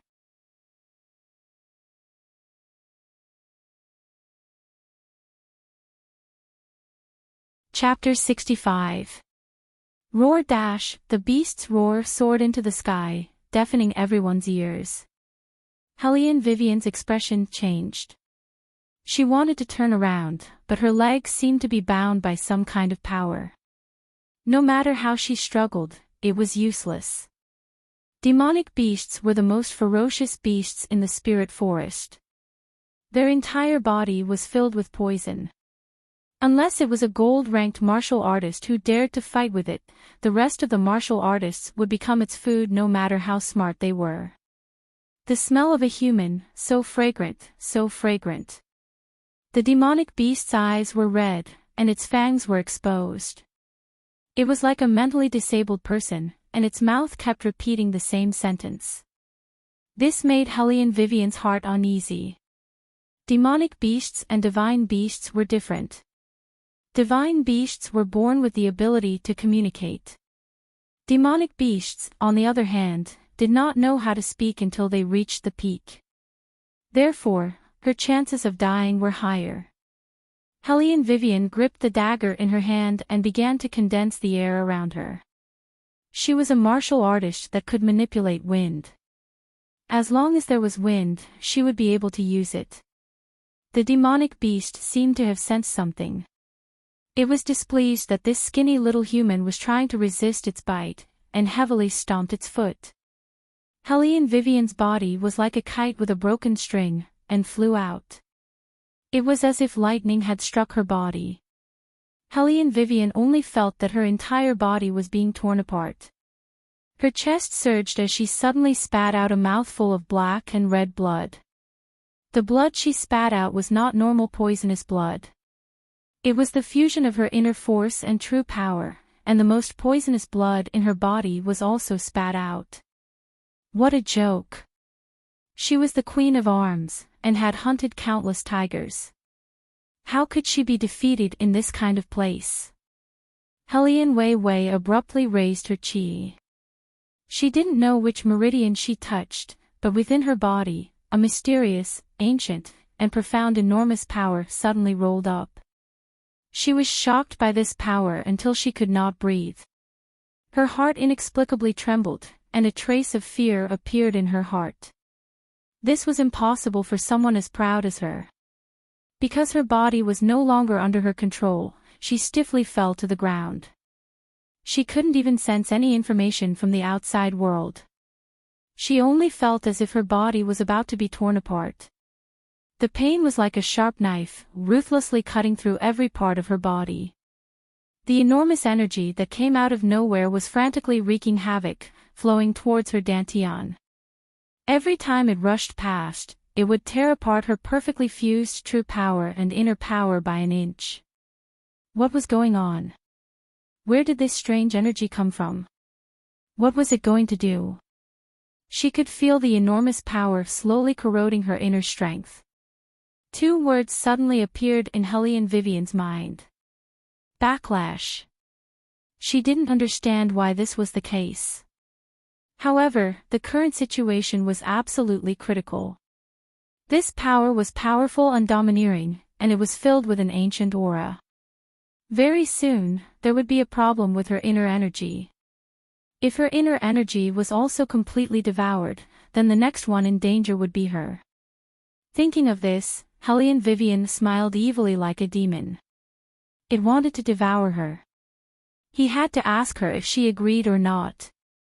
Hellion Vivian clenched her fist, and immediately welcomed the strange energy. The two different powers were like two equally strong experts, fighting against each other. Gradually, that strange energy actually merged with Hellion Vivian's inner strength. Even the fallen leaves around her seemed to have changed. Bang! A pillar-sized beam of light with a trace of destructive aura surged out like a thunderbolt. It exploded on the front limbs of the demonic beast that wanted to tear Hellion Vivian apart. A-oh! A painful roar resounded through the sky.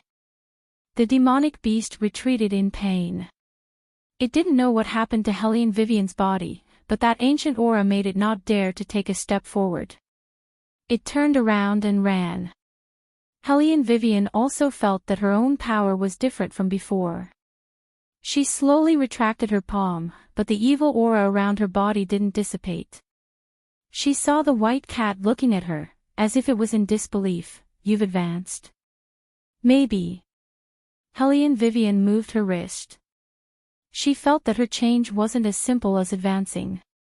The white cat looked at her with deep eyes. You can go and kill that demonic beast just now. For warriors like you, the demonic beast's inner core is a great supplement.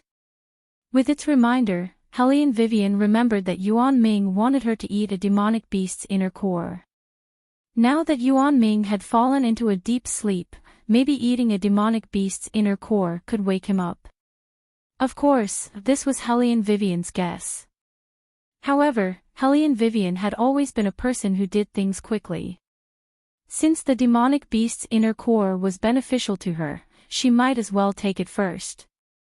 Thinking of this, Hellion Vivian immediately jumped and chased in the direction where the demonic beast disappeared. The white cat didn't have any intention of staying here alone. With a kick of its claws, it jumped onto Hellion Vivian's shoulder. One person and one cat cooperated with each other very well. They were both excited to be able to kill a demonic beast. But what they didn't expect was that the demonic beast would meet another person who had just arrived. The demonic beast seemed to be irritated by the continuous appearance of humans. In addition, it had just suffered from Hellion Vivian's attack, so it didn't find any human pleasing to the eye. It didn't have the mood to play games anymore, only full of hunger. Eat, eat. The demonic beast opened its mouth at the man who had suddenly appeared, and a louder thunder than before sounded in the sky above the forest. The man lazily looked at the demonic beast in front of him. The sun shone on his pure white clothes and long black hair, giving him a kind of ascetic beauty. His voice was cold, without a trace of warmth. Move aside. Perhaps it was because the man had been in a position of power for too long that even his words had a commanding tone. This made the demonic beast very unhappy. What the hell? Usually, when humans saw it, they would bow down in fear of angering it. But today, it met two people, one was more fearless than the other. Roar! The demonic beast raised its head and roared. It stretched out its sharp claws and pounced on the man. Facing such a huge creature, the man didn't even try to dodge. With a pair of deep, calm eyes, he slowly raised his slender and fair right hand. His ivory-white fingers bent, and a golden and red light slowly seeped out, gradually enveloping his entire right hand. The demonic beast immediately felt that something was wrong. Its whole body trembled as it looked at this scene in horror. It quickly retreated, its eyes full of fear. It knew that it couldn't afford to offend this person. It wasn't because of how smart he was. It was because it didn't see the shadow standing behind the man. It was actually the Fire Qilin. The king of beasts, the Fire Qilin. Who had such great power to be able to use the Fire Qilin for him. The demonic beast felt an unprecedented regret. If only it had moved aside when the man asked it to. Now, how could it escape the Fire Qilin's pursuit? Roar! Another earth-shattering roar sounded. But this time, it was much more miserable and vexed than before. With a flash of fire, there was no longer a trace of the demonic beast on the ground. All the beasts in the spirit forest were panicked by this roar. Even the white cat standing on Hellion Vivian's shoulder raised its tail. It didn't know why it felt a strange sense of oppression. Hellion Vivian frowned as she landed on the ground. The surrounding branches swayed back and forth. In the midst of the wind and clouds, a pair of straight and powerful legs walked out from the forest. Then, there was a black rose-embroidered belt with a gold border. Then, there was a face with half a silver mask. Inky black hair hung down on both sides of his face. He carried a strong aura of self-restraint and indifference, like a god from the world of immortals. It's the third prince.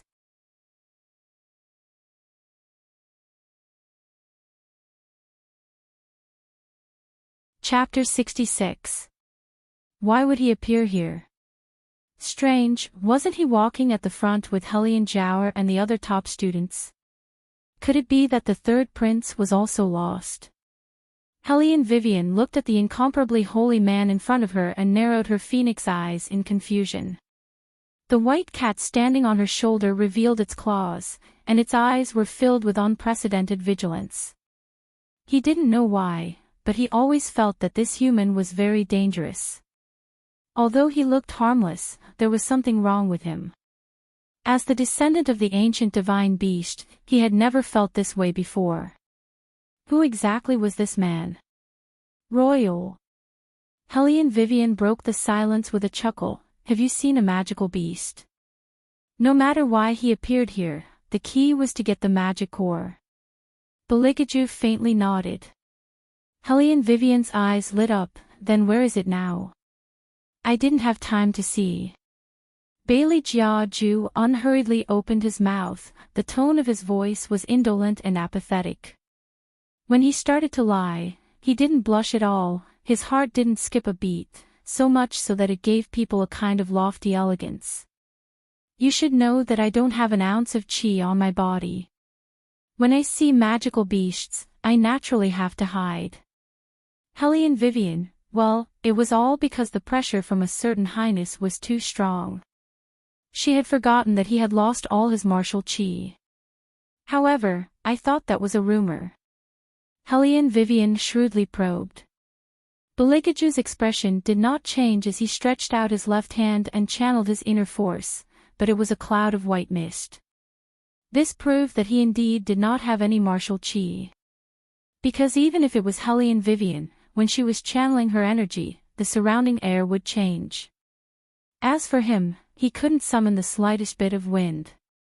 Are you deliberately trying to see my incompetence?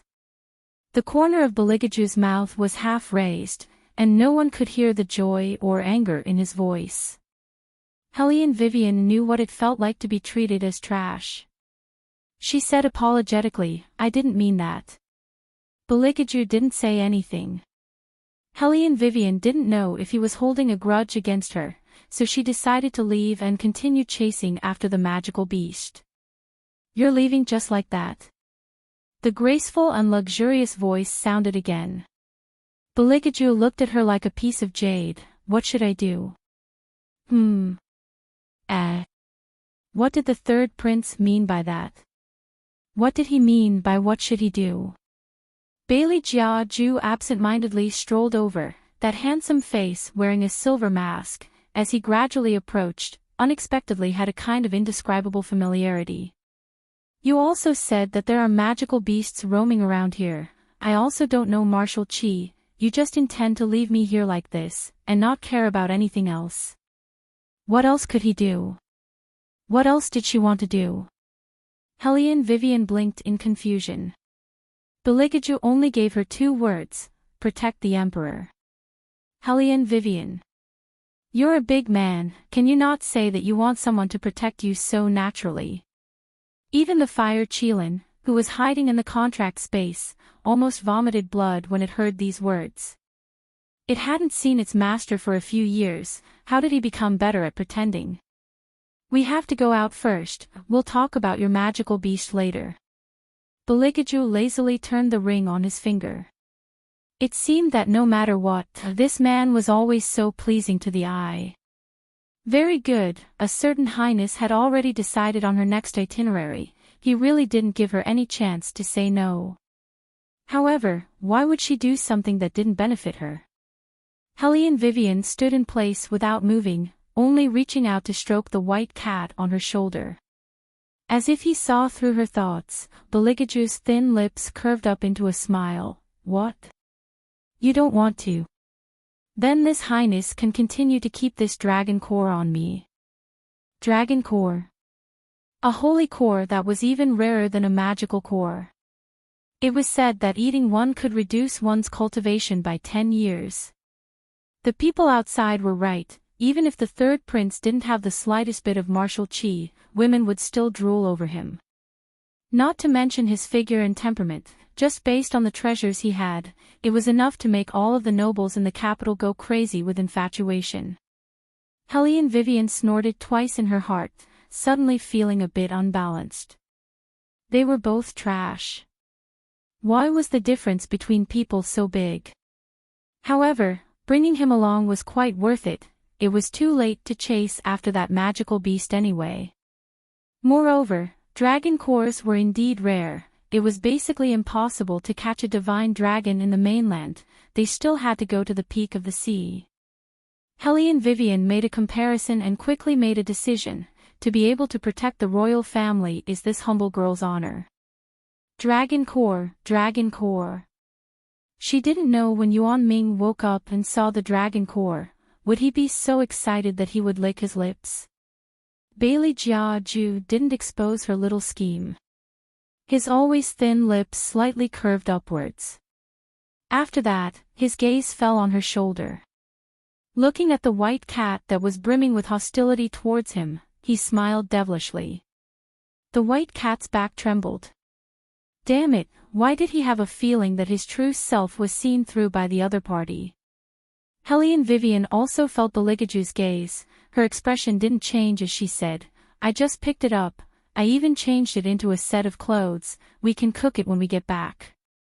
Beligaju, who originally didn't have much interest in the white cat, stopped in his tracks, looked in the direction of the white cat, the corners of his eyes deep, no need to wait until we get back, if we can't get out tonight, we can roast it.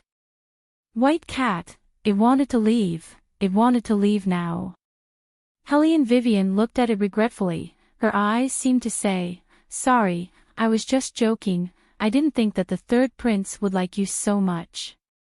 White cat, don't tell me that you want to listen to this man and roast me. Hellion Vivian sighed, he is now my patron. White cat, it shouldn't have trusted humans.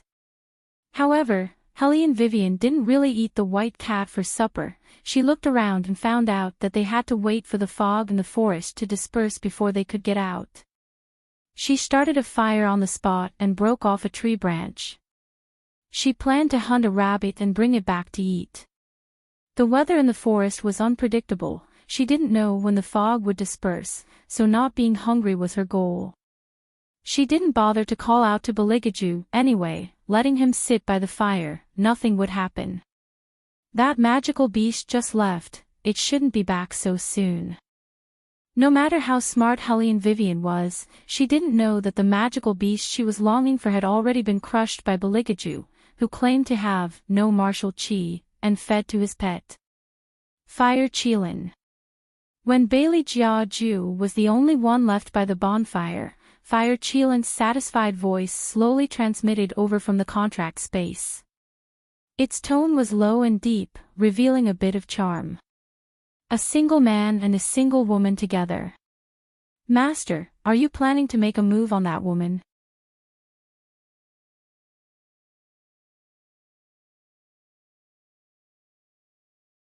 Chapter 67. Beligaju's porcelain-like fingers paused as he glanced at it. Even if there's food, it won't be able to shut your mouth. Master, we haven't seen each other in so many years. As soon as you summoned me, you had me come to Spirit Forest.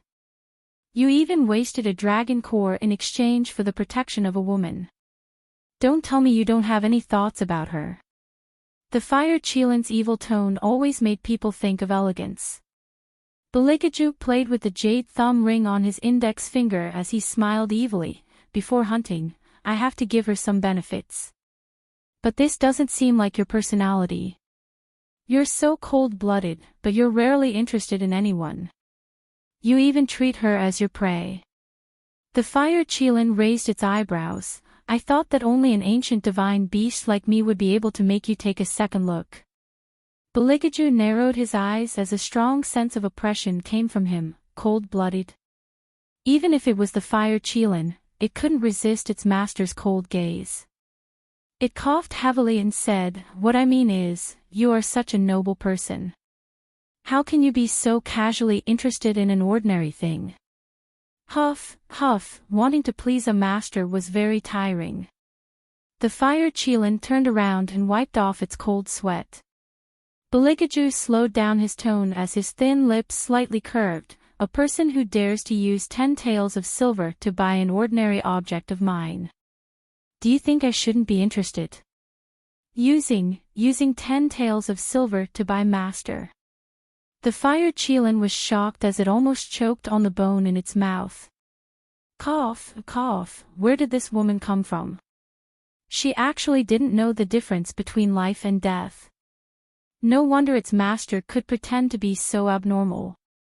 There was a reason behind it. In the time it wasn't here, such a fun thing had actually happened. It really didn't dare to believe it. Moreover, Master, you just recognized the white cat that was following that woman. The Fire Qilin dutifully reminded him. Beligaju's eyes were indifferent as if he didn't care about the other party. Baizay's descendant has the bloodline of an ancient divine beast. The only prince of the cat clan. It's probably because it was injured and its strength was greatly reduced that it revealed its original form and turned into a stupid cat. The white cat, achoo. Achoo. Hellion Vivian glanced at it. Please, can you behave like a cat? Cats don't sneeze like this. Someone must be missing me. The white cat had an arrogant expression. You have to know that my disappearance will cause panic in the entire Whitefin clan. Schwa. Hellion Vivian moved the branch in her hand and lifted up the white rabbit. She looked at the white cat standing on the rock and said coldly, "Maybe someone is scolding you." The white cat remained silent. Achoo. On the other side, the Fire Qilin shook its head and continued, "There seems to be signs of a contract between them. I really didn't expect that a woman could actually make the descendants of Baizay completely let down their guard against her. You have to know that they are the most cunning race. Also, my honorable master, you are wrong. In this world, I am the only divine beast with the ancient bloodline. As for my master, there will only ever be one, and that is you." Bailey Jiaju did not speak. He was dressed in an ivory white robe with a faintly discernible smile at the corner of his mouth. He was tall and slender, and one could faintly see the brilliance emitted from his body. This made all the beasts in the spirit forest feel an unprecedented throbbing. The feeling of submission to the strong that seeped out from the blood made them feel shocked. They didn't know what had happened, but they could feel that a king-like figure had come to the forest. However, as a human, Hellion Vivian didn't have this kind of understanding. Seeing that the rabbits were about done, she returned to the bonfire. With a beautiful twist of her dagger, the rabbit's skin bloomed like a flower and fell from the rabbit's body. Logically speaking, a young lady who lived in a big house all year round shouldn't be able to do this. Beligaju looked at Hellion Vivian's practiced movements, and his deep eyes became deeper. The white cat had been staring at him from the side. It wasn't sure if this man had martial chi, but because it wasn't sure, it felt that he was unfathomable and terrifying. Hellion Vivian also muttered, "That person has stayed here for so long, but no beasts have come to find trouble." The white cat coldly snorted, "What's so strange about that? Divine beasts generally prefer to be close to the strong. It is very difficult for a person with low martial chi to attract the attention of the beasts." It seems that this man wasn't lying, he really doesn't have any martial chi. Hellion Wei Wei followed suit and nodded. Only then did she completely dispel her suspicions towards Bailey Jiaju. How could this person and cat know that the reason why the beasts didn't approach wasn't because they didn't want to, but because they didn't dare? In the world of divine beasts, the hierarchy was very strict. The fire Qilin didn't appear in front of the white cat, but it didn't mean that it didn't appear in other places. From the aura it emitted, the divine beasts that tried to approach here, before they even stepped into this circle, they completely fled. How would they dare to approach Beligaju, unless they didn't want to live anymore and wanted to be swallowed by the fire Qilin? However, they were thinking too much. The fire Qilin had just swallowed a beast, and now it wasn't very hungry. It stayed in the contract space, guessing what its master would do next. After all, after eating, they would have to consider the problem of sleeping. In the true sense of a man and a woman alone. The fire Qilin smiled with a deep meaning, bringing out a bit of a devilish charm. Hellion Vivian had already finished roasting the rabbit. On top of it was smeared with strawberry juice, crispy on the outside and fragrant on the inside. Originally, when she handed it to Beligaju, a certain highness still wrinkled his thick eyebrows, but he still took it. The way he ate made Hellion Vivian feel that they weren't having a picnic right now, but were sitting in the palace eating dinner. The unexpectedly good taste made Beligaju think of the words of his tiger-like younger brother when he ate the first bite of the rabbit meat. He must choose someone who can cook. The meat she roasted seemed to be more delicious than the ones in the imperial kitchen, probably because of the method. The method she used was something he had never seen before. Beligaju's long and narrow eyes twitched, and his pair of deep and bottomless phoenix eyes were demonically cold. Done. After Hellion Vivian packed up the things, she spread the hay. "It's getting late. Your Highness should also sleep early, good night." Beligaju looked at Hellion Vivian who was about to lie down next to him, and his thick eyebrows that had just relaxed wrinkled again. "How do I sleep?" "Just sleep like this." When Hellion Vivian used to do missions, she would often hide in the forest for several days, so she had long been used to it. Now that she saw Beligaju so resistant, she suddenly realized, "Your Highness, don't worry, I'm not interested in you, so you can sleep peacefully." No matter how good his temperament was, he was still a homosexual. She didn't have the hobby of pouncing on a homosexual. After speaking, Hellion Vivian planned to turn around to rest, but didn't expect that the man actually pressed her wrist to the ground. Not interested. Beligaju looked at the woman below him who didn't care about him at all, and his chest inexplicably felt somewhat stuffy. "Then who are you interested in?" "Murong Chongfeng." Hellion Vivian didn't know why the always cold third prince would suddenly change his expression, and instinctively resisted his confusing aura, and coldly said, "This doesn't seem to have anything to do with your Highness." Could it be that he was the same as other people, and wanted to laugh at her previous infatuation with Murong Chongfeng? Doesn't have anything to do with it. When Beligaju heard these 4 words, the light in his eyes completely turned cold.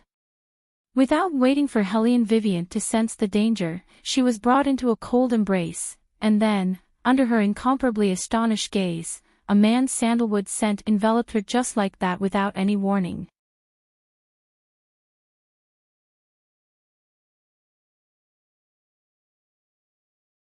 Chapter 68. Suddenly, the sound of a beast's roar resounded. The entire spirit forest began to shake and tremble. No one knew why the mythological beasts in the forest would suddenly become so violent. The originally tranquil celestial mountain was now filled with rolling stones. Hellion Vivian subconsciously wanted to stand up, but she didn't expect that he would be one step faster than her. He hugged her and dodged to the side. In those slightly narrowed eyes, there seemed to be a trace of anger. The roars of the magical beasts became louder and louder, as if they were fleeing on a large scale. Hellion Vivian looked at the large stones that rolled past them and frowned. That was close. So the reason why he suddenly pressed against them was because he sensed the danger. She thought that the third prince wasn't gay anymore, and Bailey Jiaju lowered his eyes and looked down at her. His voice was still indifferent, and no emotion could be heard from it. Only then did Wei Wei discover that her own fingertips were unexpectedly grasped in his hand. His fingers intertwined with hers, and the friction created a different feeling. Looking at the face that was so close to her, Hellion Vivian wanted to shake off his hand. Rumble, the earth shook again and stones rolled down. In order to avoid them, Hellion Vivian was forced to lean forward. The tip of her nose bumped into Beligaju's chest. The man's faint sandalwood scent immediately filled her mouth and nose. It was the same as the smell that occasionally came from somewhere in the forest. It was quiet and cold, very hard to ignore. Hellion Vivian thought that he would push her away. After all, the royal family was a man with mysophobia. She didn't expect that he would take the opportunity to hug her. His strong arms tightened around her waist and his forehead pressed against her bangs. His beautiful peach blossom eyes slid past her eyes and landed on her messy neck. His deep eyes slightly deepened, the originally spacious earth suddenly became crowded. Her entire body was affected by the smell coming from his body. It was as if she was being held in his arms. The two of them were too close. Every time they moved, the sandalwood scent on Beligaju's body would follow. Hellion Vivian had nowhere to hide. The pair of indifferent eyes under his silver mask added too many things. They were as deep as an ancient well, as if they could suck her in. Hellion Vivian could clearly see the slight smile tugging at the corners of his mouth. His sexy thin lips carried an irresistible charm. In order to avoid any misunderstandings, the first thing Hellion Vivian did after the danger was over was to quickly stand up and observe her surroundings. It seems to be over. Beligaju saw that she couldn't wait to escape from his action, and the light in his eyes was dyed with ice again. In the future, remember to clean the corners of your mouth when you eat. Hellion Vivian touched her lips and raised her eyebrows slightly. Wasn't the third prince's topic jumping too quickly? No wonder he stared at her for so long. It turned out that her face was dirty. This was excusable. Hellion Vivian knew that there were a few symptoms of mysophobia. Staring at dirty things was one of them. But she really didn't expect that the third prince's illness had become so serious. Even when the earth was shaking, he didn't forget to observe the corners of her mouth. He was really dedicated. However, that beast cry just now was too strange. What happened in the spirit forest that could make so many mythological beasts run wildly? Hellion Vivian took a torch and jumped onto a tree. Standing on the branches, she looked from afar. That black mass of mythological beasts, there were at least 100 of them. Unfortunately, they were all running in the opposite direction from her. This made Hellion Wei Wei completely dispel the idea of forming a contract with one.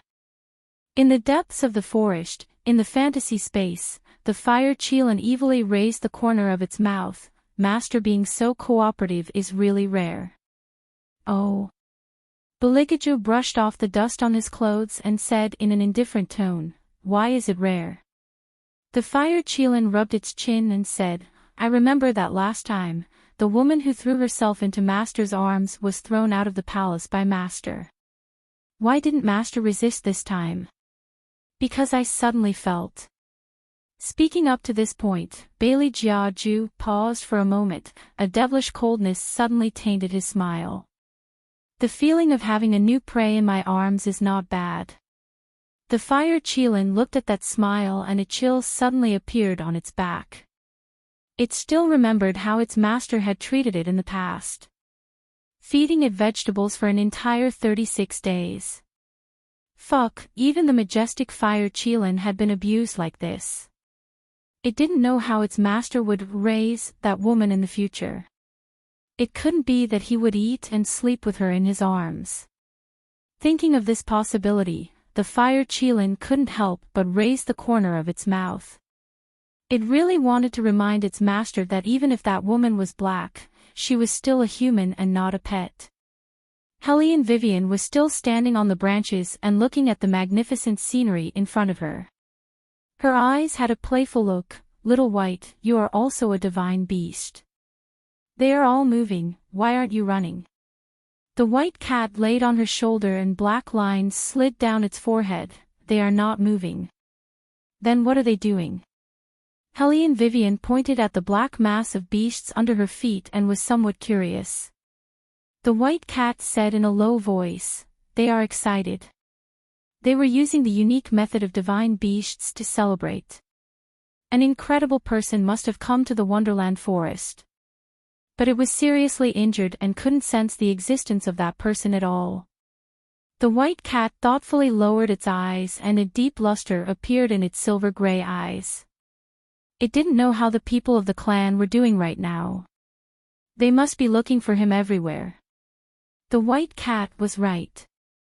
The descendants of the Whitefin clan were indeed looking for him. The old king even brought the divine beasts to surround the entire White Academy for him, insisting that it was a student of the academy who had injured his most beloved son. Tu Feng wasn't here and Minister Jing had never dealt with this kind of thing before. His forehead was covered in sweat. He didn't know where the third prince had gone, and Eunuch's son was also very busy. He had only gone to the spirit forest once and such a big mess had happened. If this was spread, where would he put his face as the superior compound's master? The Hellion Jiao stood beside Minister Jing and naturally saw his thoughts. Her beautiful eyes turned and were full of insidiousness. "Master, did you forget? Hellion Vivian is still in the spirit forest. Maybe the person who injured the cat palace was her. Based on that trash." Minister Jing disdainfully snorted. Hellion Jiao smiled and said word by word slowly. "Master, in any case, it's impossible for her to come out again. Why don't you just push all the blame onto her, and also give the Whitefin clan an explanation?" Minister Jing stopped pacing and turned his head to look at the Hellion Jiao. He stroked his white beard and the same poisonous expression appeared on his face as the Hellion Jiao. Every man for himself and the devil takes the hindmost. Besides, he had long found that trash unpleasing to the eye. He might as well use her to shut the mouths of the Whitefin clan. While the people on this side were still scheming, on the other side, Hellion Vivian was leisurely looking at the night sky and whistling. Beligaju glanced at her and said indifferently, "If you are bored, come accompany this prince to play chess." You're tuning into the LoveLore Library YouTube channel. We're so grateful for your support and don't forget to subscribe to join us on this incredible journey through captivating stories. Your generosity through donations truly makes a world of difference, as it's the primary source of revenue that allows me to expand and enhance this channel for you.